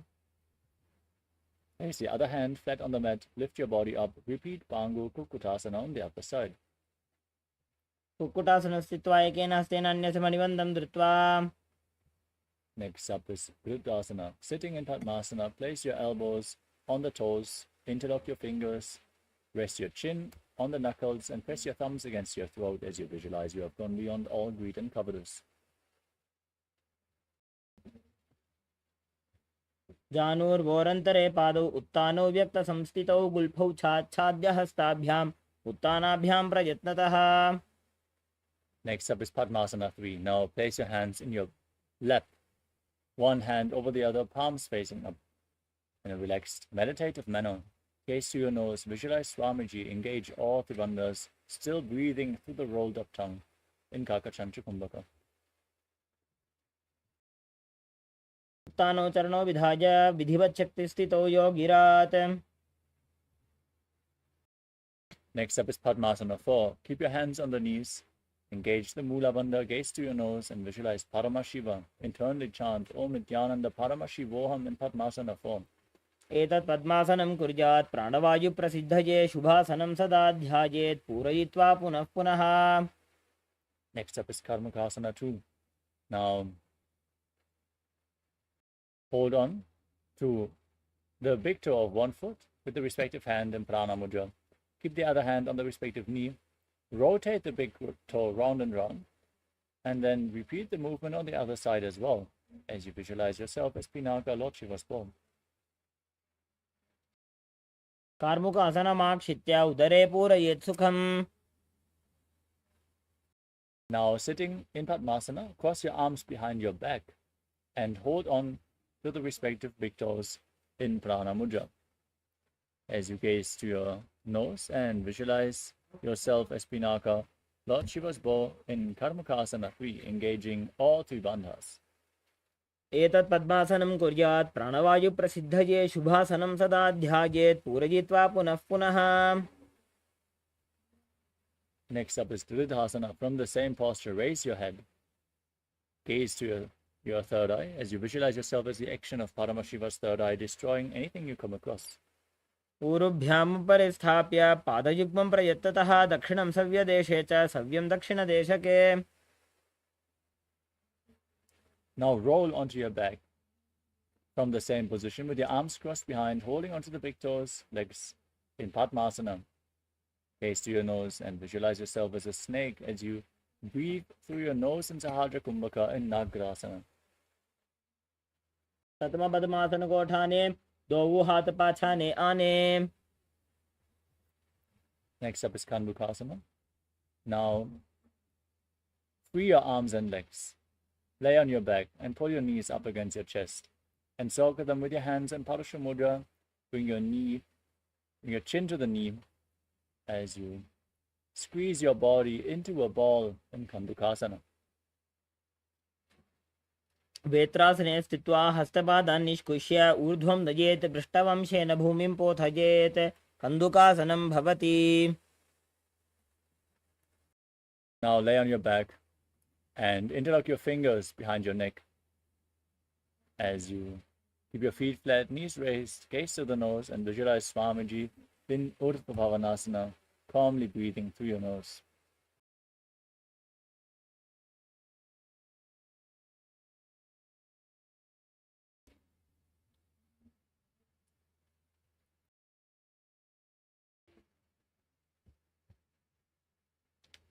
प्रथमे सूधो San करावे गोड़ा उभा राशि मिलावे. Next up is Marakata Pitasana. As you lay on your back, bring your hands underneath the heels with the palms facing up. Push your hips up. Engage Jalandhara Bandha and Mula Bandha as you breathe in Mocha Kumbhaka through the locked throat as you visualize yourself as a powerful alpha ape in Marakata Pitasana. उत्तानशयनं पादतले उत्तानहस्तयोः स्थापयेत्. Now bring your hands to the hips, raise your hips, and extend your legs forward. Point the toes. Rest your body weight on your elbows as much as you can as you gaze to the nose and visualize Swamiji in Uttana Shikipitakasana. जङ्घोरुबलहीनश्चेत् उत्तानशिखिपीठकम् अप्रमत्तः प्रकुर्वीत भुक्तेः प्राग्विजितेन्द्रियः. Now raise your legs up off the mat. Point your toes up to the sky as you keep your arms flat on the ground for balance. Visualize yourself blissfully traversing Narakaloka unscathed. ग्रीवाकण्ठेन भूमिं विष्टम्भ पादाग्रद्वयम् ऊर्ध्वमुन्नयेत्. Now keep your hands at the lower back. Straighten your legs and lower and tilt them down towards the ground as you keep your core intensely engaged. Visualize yourself as a boat crossing the ocean of samsara in Tiryan-Naukasana. नौकावत् स्थित्वात् ऊर्ध्वं पादाग्रद्वयं नयेत्. Now bring your hands back on the ground. Your legs straight. Push your hips forward to straighten your body as you are stable, sturdy like a flagpole. Visualizing yourself as the Kailasa flag respected across all nations in Dvajasana. तिर्यन्नौकावते ग्रीवापृष्ठकूर्परैः भूमिं वष्टभ्य. Now lower your body down, flat onto the mat. Keep the hands at the side of your hips, palms facing up. Perform the Shakti Chala Mudra. Intensely pull the Kundalini Shakti up along your spine, all the way from Muladhara to the Sahasrara Chakra and beyond. Relax, unclutch from all the movements of your body, externally or internally, as you visualize that your body is dead and Swamiji is liberating you in Vritasana. Internally chant the Mahavakya, Om Nithyananda Paramashivoham. उत्तानं शववद्भूमौ शयनं तुषवासनं शवासनं श्रमहरं चित्तविश्रान्तिकारणम्.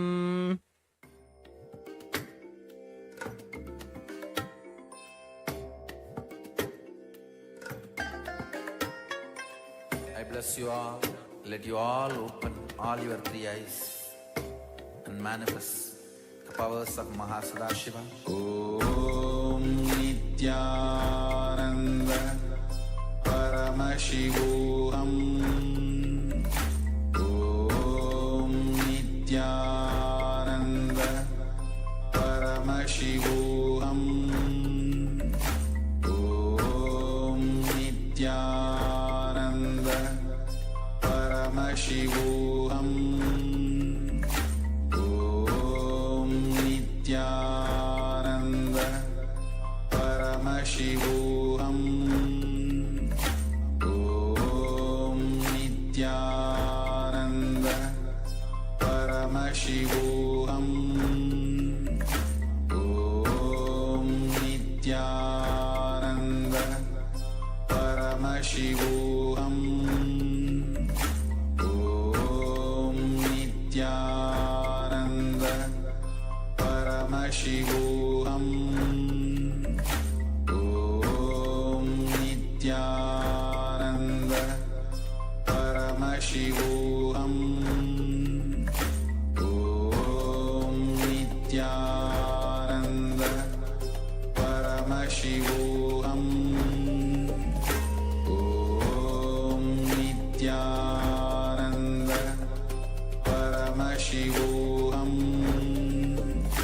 Om Nithyananda Paramashivoham Om Nithyananda Paramashivoham Om Nithyananda Paramashivoham Om Nithyananda Paramashivoham Om Nithyananda Paramashivoham Om Nithyananda Paramashivoham.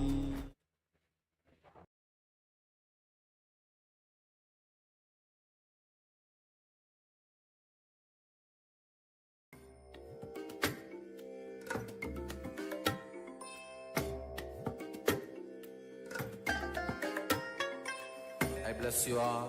Let you all open all your three eyes and manifest the powers of Mahasadashiva. Om Nithyananda Paramashivoham Om Nithyananda Paramashivoham Om Nithyananda Paramashivoham Om Nithyananda Paramashivoham Om Nithyananda Paramashivoham Om Nithyananda Paramashivoham Om Nithyananda Paramashivoham. Now, slowly, bring awareness to your body and bend your knees and bring them to your chests. Wrap your legs and rock from side to side. And slowly come to a seated position. With this, we have come to the end of today's power manifestation session. Today's Nithyananda Yoga session. And we thank all the participants for your beautiful participation. Now we'll be moving into the next beautiful session, which is the power manifestation session. We'll be performing the power of third eye reading. So bring your eye bands and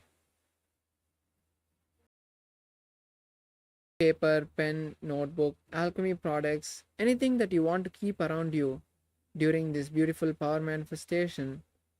And with this, we'll be now finishing and concluding with the Purna Mantra. Now bring your hands together in front of your heart center. Close your eyes. Visualize Swamiji. Take a deep breath and let's chant the Purna Mantra.